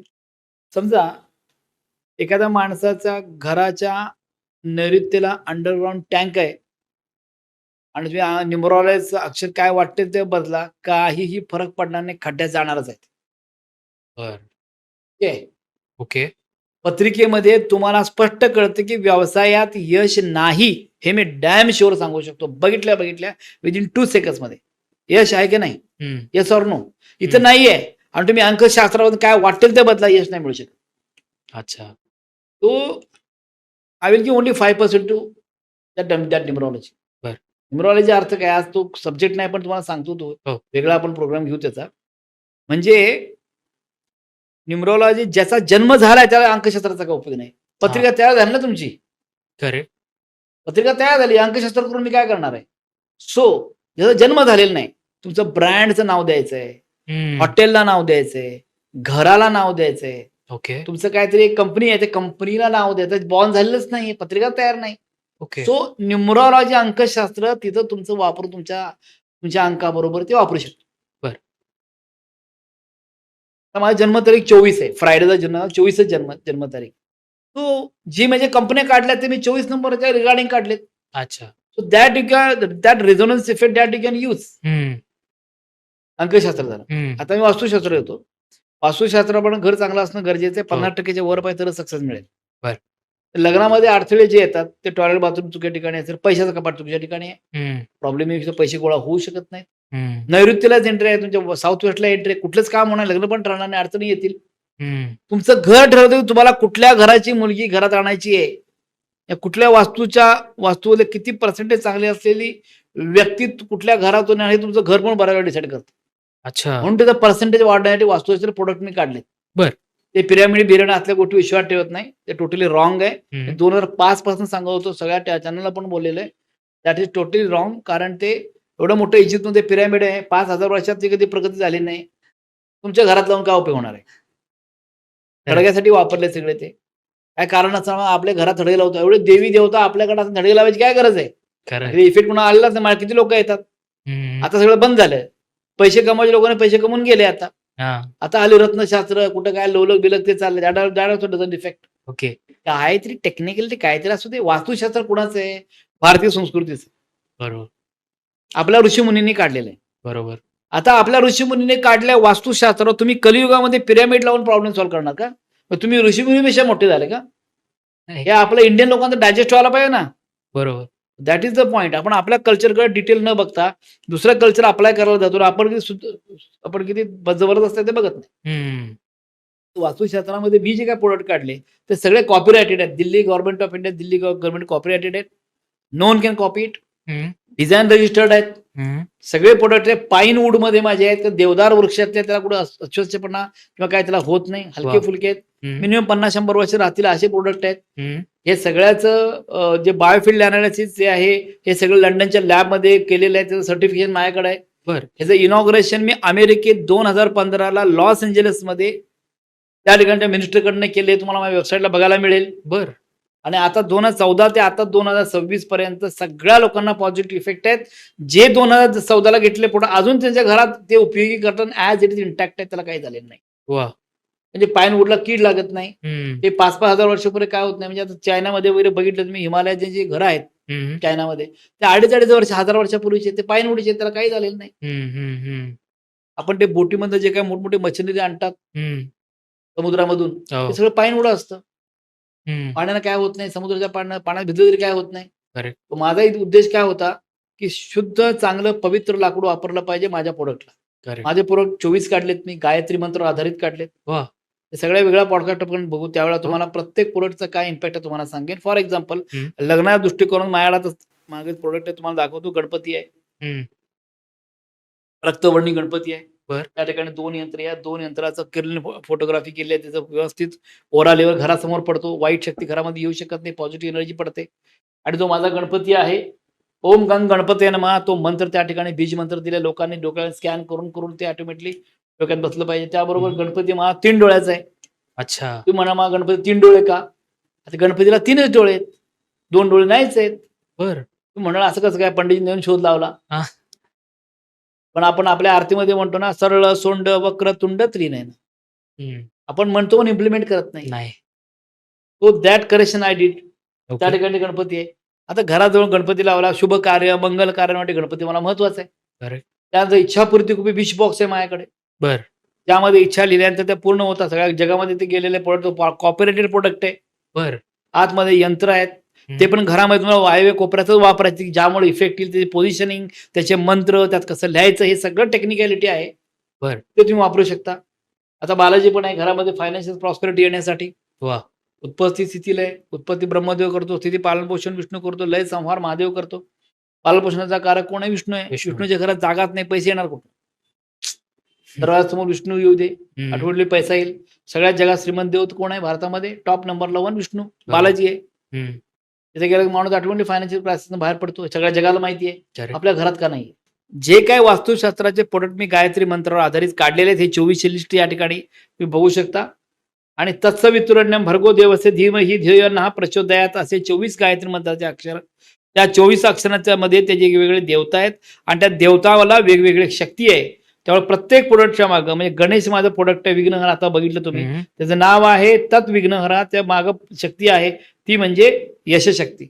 म्हणजे हे प्रत्येक प्रोडक्टच्या मागं ती देवता आणि ती शक्ती कार्यरत होते, असं माझं उद्दिष्ट. आणि खरं तर आपल्या रामायणामध्ये पण 24 अध्याय, त्यामध्ये प्रत्येकामध्ये एक एक गायत्री मंत्राचं अख्खे रामायण पूर्ण झालंय. बर. ब्रह्मास्त्रामध्ये 65% जे आहे हे गायत्री मंत्रच आहे.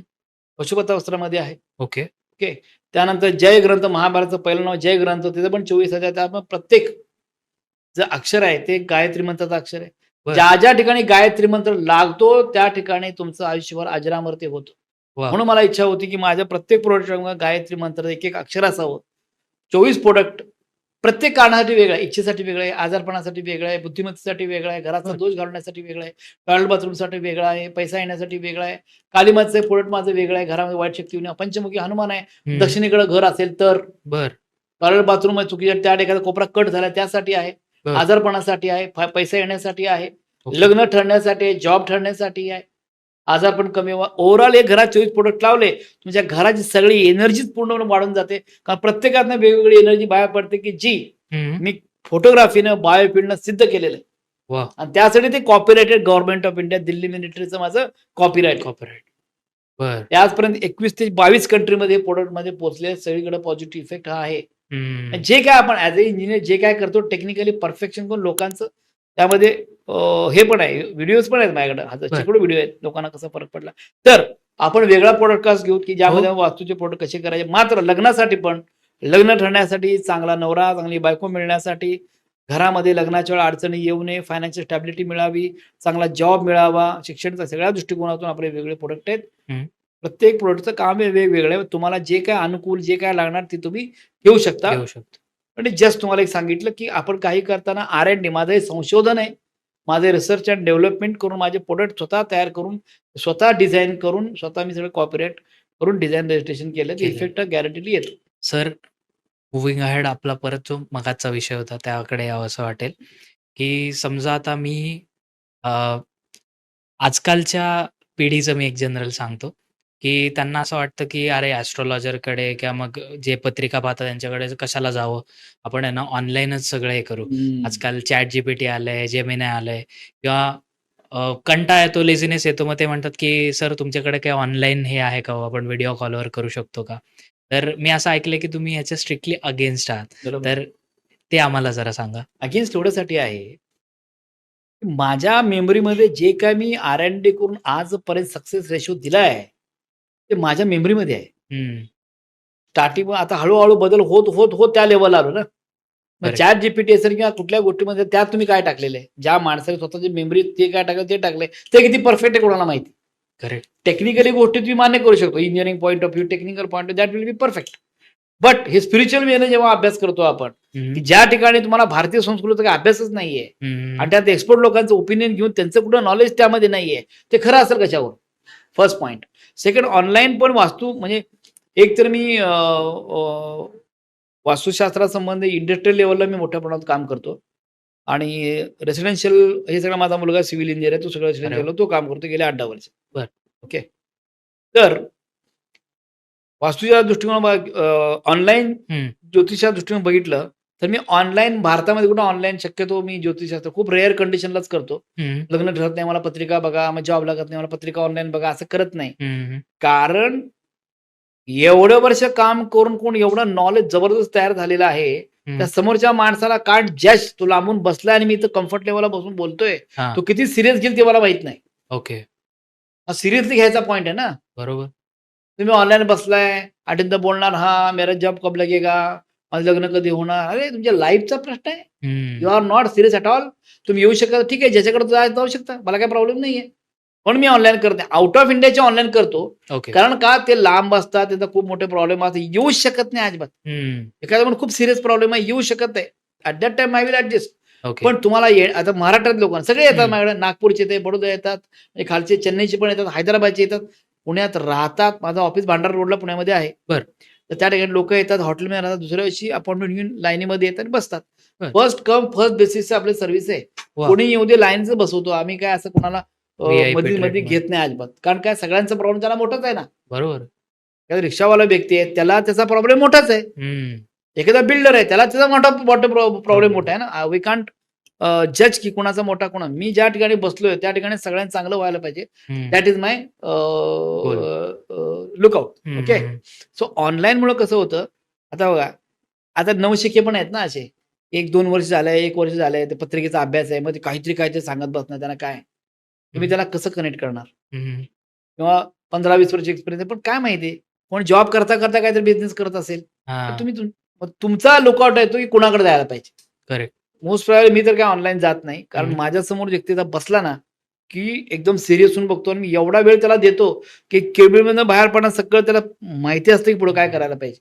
सगळ्या प्रश्नांची उत्तरं. सगळ्या प्रश्नांची उत्तरं मिळून हे बघा, ज्योतिषशास्त्राचं काम करण्याचं माझं उद्दिष्ट काय आहे, की तुमच्या लाईफचा रोड मॅप तयार करून द्यायचं मी काम करतो. बरोबर. तेवढ्या वेळापुरतं नाही.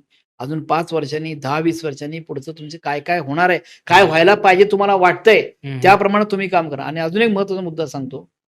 माझं ज्योतिषशास्त्राचं काम जे आहे, ते म्हणजे तुमचं असं होणार, तुमचं लग्न होणार, तेव्हा ॲक्सिडेंट होईल, असल्या गोष्टीला मी काही व्हॅल्यू देत नाही. बरं.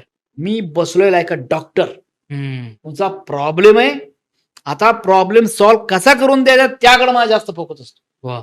भविष्य जाऊ दे, ते काय प्रश्न आहे, ते हं. कळतं आपल्याला काय आहे ते. हं. पण नुसतं ज्योतिषशास्त्राचा तुमची शादी होणार आहे, लग्न होणार 2 वर्षांनी, 8 महिने पुढं काय? हं, हं. समजा तुम्हाला ताप आला, हं. डॉक्टरकडे गेला. डॉक्टर काय म्हणणार? हां, सिंपल आहे, व्हायरल आहे, गोळ्या घ्यायचं, मी संपला. करेक्ट. डॉक्टर गेलाच नाही. ताप जाईल, हं. पण जाईल 7-8 दिवस 7-8 दिवस लागतील. बरोबर. कोरोना जाईल, पण it will take much more time. तुम्ही मेडिकेशन घेतलं की लवकर जाईल. हं. जे कसं डॉक्टरचं काम आहे, तसंच माझं काम आहे, की तुमचा प्रॉब्लेम आहे, ल लवकरात लवकर सॉल्व्ह करून तुम्हाला फ्री करून सक्सेस कसा द्यायचा, that is my lookout. Sir आता थोडं मला तुमच्याविषयी विचारावसं वाटेल, की आपण आता जवळपास एक 30-35 मिनिटं बोलतोय. त्याच्यामध्ये मला असं दिसतंय, की तुमच्या हातात वेगवेगळ्या अंगठ्या आहेत. असा वेगळाच एक टॅटू आहे. जनरल हा टॅटू दिसत नाहीये. तर त्याबद्दल आम्हाला थोडं सांगा? की जेव्हा तुम्ही स्पिरिच्युअल जर्नी चालू करता, ती देवता तुम्हाला बरोबर सपोर्ट करायला चालू होते. ओके. आपोआप सपोर्ट करतो. तुमच्या लाईफमध्ये येते, तुम्हाला सांगते, तुमच्याकडनं ते करवून घेते आणि तुमची पॉवर वाढवत जाते. वाह! ते माझ्या बाबतीत एक्सपिरियन्स झाला. हं, हं. लहान असताना महादेवाचा भक्त आहे. मी श्रीशैलम जगद्गुरू पीठाचं आमचं ते ऑरिजिनल वंशज आहे. आईकडून माझं कुलदैव जे आहे ते बालाजी आहे. वाह! माझ्या ऑफिसमध्ये तुम्ही आला, 3000 स्क्वेअर फीटचं ऑफिस आहे माझं आपल्या हं. भांडार रोडला. 8 फुटाचा माझा बालाईचा लाकडाची मूर्ती आहे. वाह! माझ्या ऑफिसमध्ये सगळं तुम्ही छान यंत्र बघाल. मी ज्या ठिकाणी बसतो, हं. माझ्या बॅक साईडला बगलामुखी देवीचं यंत्र आहे. बरं. ते माझ्या 2001 पासून मी बगलामुखीची साधना करतोय. ओके. मी काय प्युअर व्हेजिटेरियन आहे. मी अंडी पण नाही खात. पण हे बगलामुखी देवी साधना करून तिथं मला जो आनंद मिळतोय, that I can't explain in the words. वाह! पण ती एक शक्ती आहे. ते करता 2015ला दतियामध्ये 1981च्या दरम्यानच्या काळामध्ये 2.25 लाख जप केलेली एक तिकडचे एक साधक आहेत. त्यांनी मला बगलामुखीची मूर्ती, एवढी 1 फुटाची 1.25 किलोची मूर्ती 25 दिली. वाह! आणि ते पण काय आहेत, सुप्रीम कोर्टमध्ये प्रॅक्टिस केलेले लॉयर आहेत ते. अच्छा. त्यांचा मुलगा क्लास 1 ऑफिसर आहे, ते पण रिटायर. त्यांचं वय आता 92 आहे. बरं. ते बगलामुखीचे साधक आहेत. हं, हं. त्याने म्हटले, पण ते मला टीव्हीवर बघत होते तेव्हा. ते म्हटले, "तुम्ही एकच आहे, तुम्हाला मी ही देणार आहे. हं, हं. बगलामुखी साधना मी खूप वेळा केली. आतापर्यंत 11.25 जप केलेत. हे तुमच्यासाठी राहू दे." ते मला दिलं. अल्टिमेटली देवी माझ्याकडे आली. ते दाखवते किंवा माझ्या ऑफिसमध्ये माझ्या बॅक साईडला बगलामुखीचं यंत्र आहे. हं, हं. ते देवीचं प्युअर साधन आहे. आपण या देवाला मानलं पाहिजे. आणि आता हां. कलियुगामध्ये आपण कुणाकुणाला जास्त देवता कुठल्या आहे की तुम्हाला प्रोटेक्ट करू शकतात. एकतर कालभैरव. हं. कालभैरव आहे साधना, पण तुम्ही करताना कालभैरव 52 टाईपचे कालभैरव आहेत. बरं. ते कालभैरव काय ते समजून घ्या. ओके. त्याला कशी उग्र उपासना आहे ते बघून घ्या. हं. तुमच्या प्रोटेक्शनसाठी ते वापरा. मन शांत होईल. हं, हं. कामं अडचणी पूर्ण निघून जातील तुमची. ओके. भीती वाटणार नाही मनामध्ये. हं. बरेच कालभैरव, तुमचा कुठला भैरव आहे तुम्ही डिसाईड करायचंय. बरं. कालभैरवाची उपासना करताना कालभैरव कुठल्या देवीचा आहे, मग 51 पीठ आहेत. अच्छा. मग ते प्रत्येक पीठाला एक कालभैरव आहे, वेगळा भैरव आहे. बरं. त्यामुळं तो भैरव कोण, हं, हं. कोण देवी, 51 पीठ माहिती आहे हं. तुम्हाला. जसं बगलामुखी पण आहे, कामाख्या देवी पण आहे, हिंगलाज देवी पाकिस्तानामध्ये, अफगाणिस्तानामध्ये बरोबर. 51 पीठ आहे टोटल. तर प्रत्येकाला एक भैरव आहे. इव्हन वाराणसीला पण काल भैरवाचं मंदिर आहे खूप मोठं. हम्म. तर हे साधना कुठली आहे? तुम्ही कनेक्ट होता आपोआप. मला कळलं माझा काळ भैरव कोण आहे. त्याने मला आशीर्वाद दिला. मग ते काळ भैरव तुम्ही काम चालू केलं. काळ भैरव स्तोत्र 1994 पासून काळ भैरव दररोज वाचतोय मी. बर. हनुमान चालीसा मी वयाच्या 6वी असल्यापासून वाचतोय मी. बर. काल मी 108 वेळेला पूर्ण केलं. हा, दर हा. महिन्याला पूर्ण करत असतो. ते देवता तुम्हाला सांगायला चालू करतात. माझे राजकुंभ आहे म्हणून ब्लॅक वापरतोय बेसिकली ओके. आणि काल भैरवाचा भक्त म्हणून वापरतोय. हम्म. जे खडे आहेत ते ज्वालामुखीचे खडे मी तयार करून घेतलेत. हे ज्यावेळेला वा. मी घातले हातात माळ माझ्या, मला जवळ-जवळ एक 15 ते 20 दिवस हिटचा भयानक त्रास झाला होता. अच्छा. पण ते मग आपल्या प्रोटेक्शनसाठी, एनर्जी लेव्हल वाढण्यासाठी, त्याचं लाईफ वाढण्याच्या दृष्टिकोनातून मला ते गरजेचं वाटलं. मी ते घातलं. वा. ते आता मी घातलं नाही तर मला त्याचा रेझोनन्स इफेक्ट त्याचा बरोबर मला येतो. हम्म. तर टॅटू जे काढले ते पण लक्ष्मीचं मी श्री सुक्त म्हणतले टॅटू काढलेले. ओके. 12 तास लागले पूर्ण टॅटू काढायला. मला इच्छा म्हणजे काय फॅशन म्हणून काढलेली नाहीये. हम्म. मी ज्या देवतांची पूजा करतो, मंत्र म्हणतो, ती देवता माझ्यापासून लांब का? हा. ती माया मला जवळ पाहिजे. माझ्या शरीरामध्ये तिचं अस्तित्व असायला पाहिजे. हम्म. सगळ्यात मोठी गोष्ट मला वाटली, की मग मी अनिल टॅटू बघतो मला अचानक स्ट्राईक झाला. अरे म्हटलं ही खूप चांगली गोष्ट आहे. देव माझ्या बरोबरच राहील. हम्म. मरेपर्यंत बरोबर राहील ना. खरंय. लक्ष्मीची पूजा करतोच मी. हम्म. कमळ आहे लक्ष्मीचं म्हणून मी कमळाचं हे बर. काढताना सकाळी 10:30 चालू केलं, रात्री 12:30 10:30 पर्यंत चालू होतं. बर. मध्ये फक्त 15 मिनिटाचा ब्रेक घेतला मी. बर. हे मग श्री सुक्त म्हणत राहिलो मी. ओके. हे सुदर्शन चक्र विष्णूचा भक्त आहे मी. हम्म. या ठिकाणी व्यंकटेश स्तोत्र वा. म्हणायला चालू ते चालू राहिलं. हम्म. त्यानंतर ओम भूर्भुवः गायत्री मंत्र गायत्री 24 तारीख आहे. अरे वा. त्यावेळेला संकष्टी होती, 6 तारीख होती, शुक्रवार होता. हा. म्हणून ओम गम ओम बर. गणपतीचा डायरेक्ट बीज मंत्र अंगावर घेतला मी. वा. गणपती माझ्या अस्तित्व काय मनामध्ये ऐश्वर्यात राहावा. हम्म. हे बगलामुखी देवीचं यंत्र ते मी अपरंपार पूजा करतो. भीम हे त्याचं बीज मंत्र आहे ते सेंटरला घेतलं. बर.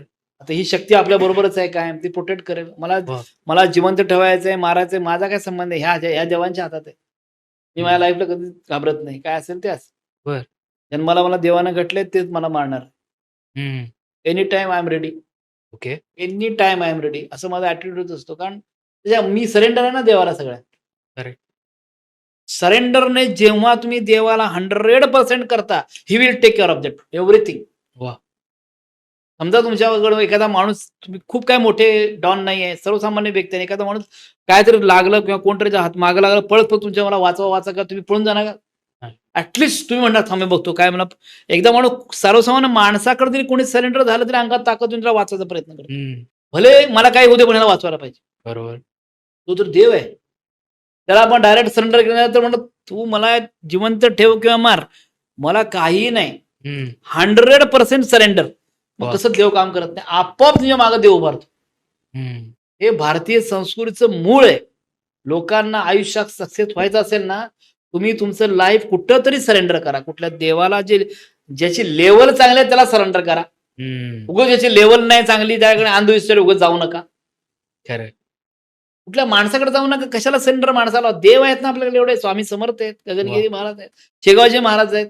मनापासून पूजा करणं, प्रेम करणं ना, बघा तुमच्या मागं नाही उभारत ते. कायम मनात पाहिजे मी त्यांना सरेंडर आहे. सगळं मिटून जातं. हे म्हणून हे टॅटू जे बोलले वेगळे यंत्र असे काढले जे आहेत ते फक्त मला देव माझ्या बरोबर पाहिजे, मला ती शक्ती माझ्या बरोबर पाहिजे. काय करा त्यांच्या हातात. हे माझा कसं होतं, what I said you it's a journey. तुम्हाला देव शिकवते काय करायला पाहिजे काय नाही. मी तुझ्या बरोबर आहे. मी काय मनानं काढला त्याची इच्छा आहे, मला यायचंय आता, मी येणार. आले, माझा काय संबंध आहे? हे शरीर सगळं देवाचं, माझं काय नाहीच आहे.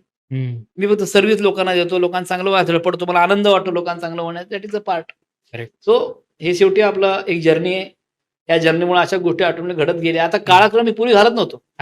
अचानक कालभैरवाची उपासना चालू केली आणि मग माझ्या डोक्यात यायला लागलं आणि मी काली मातेची भक्ती करायला पाहिजे का नाही. मी खूप मी काय काळा घाल तर काली मातेचं अट्रॅक्शन चालू झालं मला. कालभैरव स्वप्नात येणे, कालभैरव स्तोत्र खूप वर्ष म्हटले ना मी लहान असल्यापासून. डोक्यात सारखं मला ब्लॅक असं मला सारखं यायचं. ओके. म्हणजे काली मातेचं स्वरूप आणि अभ्यास पूर्ण बघा, कुठल्या देवचा अभ्यास केल्याशिवाय करायचं नसतं. सगळा अभ्यास केल्यानंतर कळलं की नाही मी अंगात झेपू नाही शकत देवीला. एवढं उग्र स्वरूपाला मी आय कांट सस्टेन, मी स्वतः सस्टेन आणि कुणी सस्टेन नाही करू शकत. It's not easy. लग्न केलेल्या माणसाला कालीची उपासना करायची असेल हम्म. तर हेवी आहे खूप ते. काली बरं. माता कोण आहे, कशासाठी आली, कसं रूप आहे, काय आहे, ते चालताना कसं हनुमान मागा असतो, पुढं काळ भैरव पण असतो, अकराळकर रूप असतं. बापरे. हे अवाढव्य रूप तुम्ही बघितलं तर स्वतः घाबरूनच जाल तुम्ही. ओम क्रीम हम्म. कालिकाई नमा मंत्र आहे, पण क्रीम सोपं नाही आहे क्रीम अंगावर घेणं म्हणजे. हम्म. सो तुम्हाला हे भारतीय संस्कृती सगळ्या गोष्टी कळल्या पाहिजेत. उगाच अंधपणे करण्यात काही अर्थ नाही. सो तर- सिंपल मी तुम्हाला सगळ्या प्रेक्षकांना सांगू इच्छितो, बटुक भैरवाची उपासना करा.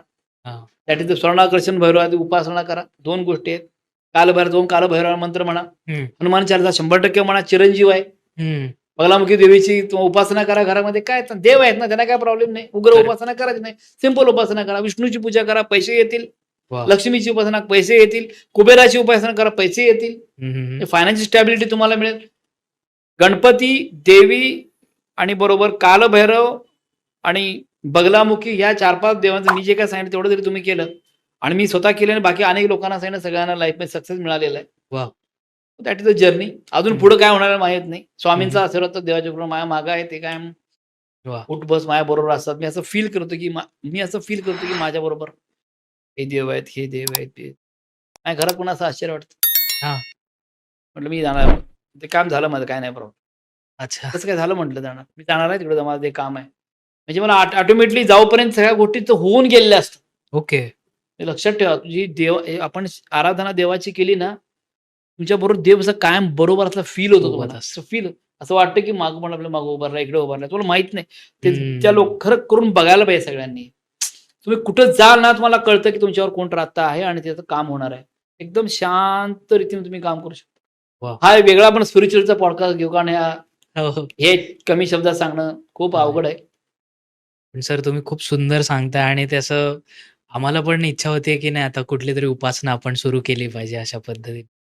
मगाशी एक प्रश्न विचारायचा राहिला माझा, तो मी आत्ता विचारतो की आपण पत्रिकेच्या बाबतीत ज्यावेळी बोलत होतो त्याच्यामध्ये पत्रिकेवरून एखाद्याच्या आपण हे ओळखू शकतो का की त्याला मुलं-बाळं कशी होतील? त्याचं स्वतःचं आरोग्य आणि प्लस त्यांच्या मुलांचं आरोग्य हे व्यवस्थित असू शकेल का? काय-काय प्रॉब्लेम्स येऊ शकतात? या गोष्टी पण कळतात त्याच्यातून? तुम्ही काहीही विचारा, काही मी सांगू शकतो. ओके. मुद्दा. एखाद्या माणसाचं लग्न करायचं, लग्नाचा विषय काढलाय तर त्या मुलीला वैवाहिक जीवन चांगलं आहे. हं. संतत सुख आहे की नाही? बरं. नॉर्मल डिलिव्हरी होणार आहे का सिझेरियन होणार आहे? हं. त्या पीसीओडीचा प्रॉब्लेम, पीसीओएसचा प्रॉब्लेम येणार आहे का? बापरे! बरं. मग ते फिलिपिन ट्यूब ब्लॉक असेल का? ओके. मग तेव्हा काही ना काही थोडंफार ऑपरेशन करूनच मुलं होणार आहेत का? बरं. IUI, IVF, सरोगसी सगळे पॉइंट माहीत. सगळे माझे क्लायंट आहेत. सरोगसी केले पण माझे क्लायंट आहेत. IVF पण केलेले पण क्लायंट आहेत. नॉर्मल डिलिव्हरी ते वर्ष केलं नाही मी सगळं. हं. मुद्दा काय, ज्योतिषशास्त्राचं काम करताना ॲज अ इंजिनियर मी माझे मित्रच बरे डॉक्टर आहेत. हं, हं, हं, हं. रूममेट पण डॉक्टर होते. मी त्याला बरं. विचारत बसायचो. हे कसं होतंय, ते कसं होतंय. That knowledge is with me. तेव्हा मी टेक्निकली विचार करतो. हं. पुरुषांचा बघायला गेलं समजा, त्यांच्यामध्ये प्रॉब्लेम आहे का? हं. नवरा बायको कोणतं लग्नासाठी आले. तर स्पर्म क्वांटिटी कमी जास्त आहे का? मॉर्टिलिटी कमी आहे का? सांगा. लगेच विचारतो त्यांना मी. येस म्हणलं, रिपोर्टमध्ये असं आलंय. ओके. डॉक्टरांचा डॉक्टरांचा मदत घ्या. कारण टेक्निकल आहे ते. त्यांचा पार्ट वेगळा आहे. ते कंटिन्यू करा. पण इथं मला जे दिसतंय ते बरोबर असेल, तर मी जे काही उपाय दिले ते करा. तुम्ही घरात करा. माझा काही संबंध नाही, काय नाही. बरं. चांगले का डॉक्टर. हं. पण एवढं पण अभ्यास डायरेक्ट ते ज्योतिषामध्ये सांगू शकतो. ओके. आजारपणासाठी पण तुम्हाला ENTचा प्रॉब्लेम आहे.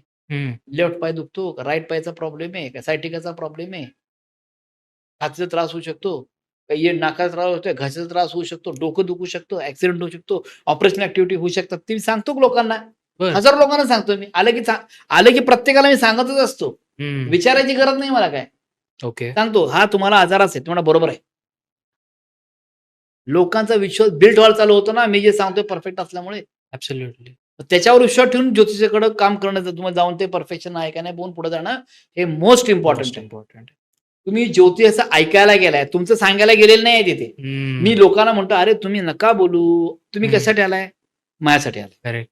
मग तुम्ही बोलत 15-20 मिनिटं घालवली, हं. पण मग काय उपयोग आहे? माझ्याकडे येण्याचा अर्थ काय आहे? हे बाकीचे लोक अनेक गैरफायदा घेतात. हा बोला, हं. हा बोला, हा बोला सगळं ऐकून घेतलं. मग हा हे आता काय झालं? Correct. You got cheated. May be असं म्हणत नाही 100%, हं. पण असं होऊ शकतं. स्वतः सांगू नका ना तुम्ही डॉक्टरला सांगा. तुम्ही डॉक्टरकडे गेला, डॉक्टर हं. तुम्हाला मला पोट दुखतं एवढंच सांगू शकता. पोटामध्ये किडनी सांगू शकतो का? नाही. That is job of doctor. अभ्यास करून त्याला सांगू दे, मग उपाय देऊ दे. उपाय. आजारपणासाठी ज्योतिषशास्त्राचा वापर करून बऱ्यापैकी आपण सक्सेस मिळवू शकतो. आजारपणावर कंट्रोल आणू शकतो. मुलं होताना त्या मुलं होताना पण पत्रिकेचा अभ्यास करून, त्या ग्रहांचा अभ्यास करून जजमेंटल आपण ते सांगू शकतो. ओके. आणि माझ्या ऑफिसची एक पद्धत तुम्हाला सांगतो. हे खूप हां, हां. सांगणं महत्वाचं आहे माझं. हो. माझे ऑफिस जे आहे 3000 स्क्वेअर फीट, त्या ठिकाणी माझा 15-20 लोकांचा स्टाफ आहे. ओके. बऱ्यापैकी जे आहेत ते माझा मुलगा पण तिथं असतो, केबिन आहे. माझ्या मिसेसचं केबिन, माझ्या साईडला माझ्या मिसेसचं पण केबिन आहे. हं. ओके. आणि खाली एक 3000 स्क्वेअर फीटचं माझ्या त्याच बिल्डिंगमध्ये शांती बिंती कर्म करणारे जे आहेत ते ब्राह्मण आहेत. अरे वाह! ते ब्राह्मणाचा रिस्पेक्ट वेगळा आहे. हं. ते ब्राह्मणाचं काम ब्राह्मणांना सांगतो मी. कारण बरं. मी त्यांना इंटरफेअर करत नाही. कारण मी ते करत बसले, माझं मेन काम ज्योतिष बघायचं कोण करणार? खरं आहे. त्यांचं काम आहे, ते करतात, त्याप्रमाणे जातात, ते करतात. त्यांचा माझा क्लायंटचा संबंध ते जाऊन करतात. हे झालं. माझ्याकडे क्लायंट ज्यावेळेला येतात, माझी पद्धत अशी आहे, म्हणजे ISOची कंपनी 2006 पासून ISO 2015 आहे माझा आता जे काही कंपनी जी आहे ती. बरं. टेक्निकली मी ते स्वतः इंजिनिअरचं केलेलं आहे. तर माझ्याकडे जेव्हा क्लायंट येतो, ते क्लायंटचा रेफरन्स फॉर्म मी भरला, सगळं पत्रिका आली. जेव्हा पत्रिका घेऊन तो आत येतो माणूस, तुम्ही आत आला, हां. अपॉइंटमेंट घेतली. हां. मग तुम्ही आहे, नवरा बायको आहे, की कुणी असेल. हं. तुम्ही माझ्यावर येता, माझ्या बरोबर समोर बसता, ते पत्रिकेची प्रिंट आम्हीच काढतो. तुमच्या पत्रिकेवर विश्वास ठेवत नाही आम्ही. बरं. कारण तुम्ही पत्रिका चुकली असेल तर पूर्वीच्या ब्राह्मणांची पत्रिका चुकली असेल त्यावर मी हं. जजमेंट कसं देणार?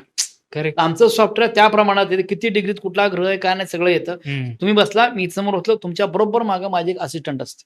ओके. हे माझं 20 वर्षापासून माझं प्रॅक्टिस असंच आहे. ओके. कारण मी तुम्हाला बोलतोय, हे करा, असं करा, ते करा, तुम्ही करा, सगळं तुम्ही बोलल्यानंतर नंतर काय करणार? तुम्ही माझ्याशी कसं बोलणार? हं. वेटिंगला बाहेर 60-60 क्लायंट असतात ना माझ्याकडे. 1-2 Correct. क्लायंट नसतात. करेक्ट. माझ्या ऑफिस तुम्ही कधी येऊन बघा, माझा अख्खा हॉल पूर्ण भरलेला असतो. म्हणजे ओके. एका वेळेला 40-50 लोकं तर असतात. बरं. आम्ही त्यांना चहा देतो, आम्ही त्यांना समोसा देतो, आम्ही त्यांना बाकीचं जे ते पण खायला देतो. कारण हं. वेटिंग असतं ना. हो. एखादा माणूस प्रॉब्लेममध्ये जास्त वेळ लागतो. मग तुम्ही बसलाय, मी जे काय तुम्हाला सांगत असतो ना, हं. बोलत असताना, तुमचं जे काही रेमेडीज असतात, जे काय ते मॅडम बाहेर मागे लिहून घेत असतात. ज्या काय मॅडम, सगळ्या लेडीज स्टाफ आहे. हां, हां. ते मॅडम लिहून तुमच्यासाठी सेपरेट असिस्टंट क्रिएट झाली ती. बरं. तुम्ही जेव्हा बाहेर जाल, तेव्हा ती तुम्हाला केबिनमध्ये घेऊन मी काय जे उपाय सांगितले, ते सगळं तुम्हाला सगळं लिहून ठेव. डिटेल एक्सप्लेन करते. तिचा पर्सनल नंबर तुम्हाला देते. ओके. त्यानंतरचा फॉलोअप त्या असिस्टंट कडनंच होतो. माझा संबंध येत नाही. बरं. संबंध देत माझा नंबरच नसतो कोणाकडे. हं. अपॉइंटमेंट ऑफिसच्या नंबरला जातात. हं. असिस्टंटचे नंबरच असतात. माझा नंबर माझ्याकडनं जुना कोणी क्लायंट असेल, काहीतरी आला हं. रेफरन्स घरातल्या ओळखीचा, त्याच्याकडेच माझा नंबर आहे. बाकी कोणाकडे माझा अपॉइंटमेंटचा संबंध येत नाही. नाही. तुम्ही एकदा आला, एंट्री केली, सगळं पुढचं काम माझा असिस्टंट हं. आणि माझं सगळं ऑफिस हे they will take care of. माझं ओके. संबंध. मला पुढे काय तर परत यायचंय, येऊ शकता. परत माझ्या 15-15, 30-30 वर्षापर्यंत माझ्याकडे क्लायंट येतात. त्यांचे व्हिडिओज माझ्याकडे आहेत. वाह! म्हणजे जेव्हा मी कधी 1996-97ला जे लग्न होणार असताना लग्न करायचं का नाही हे सांगितल्यानंतर त्यांना झालेली मुलं, ते मुलं अमेरिकेमध्ये गेली, US मध्ये गेले, कोण कॅनडामध्ये गेले, कोण ब्रॉम्प्टनला गेले.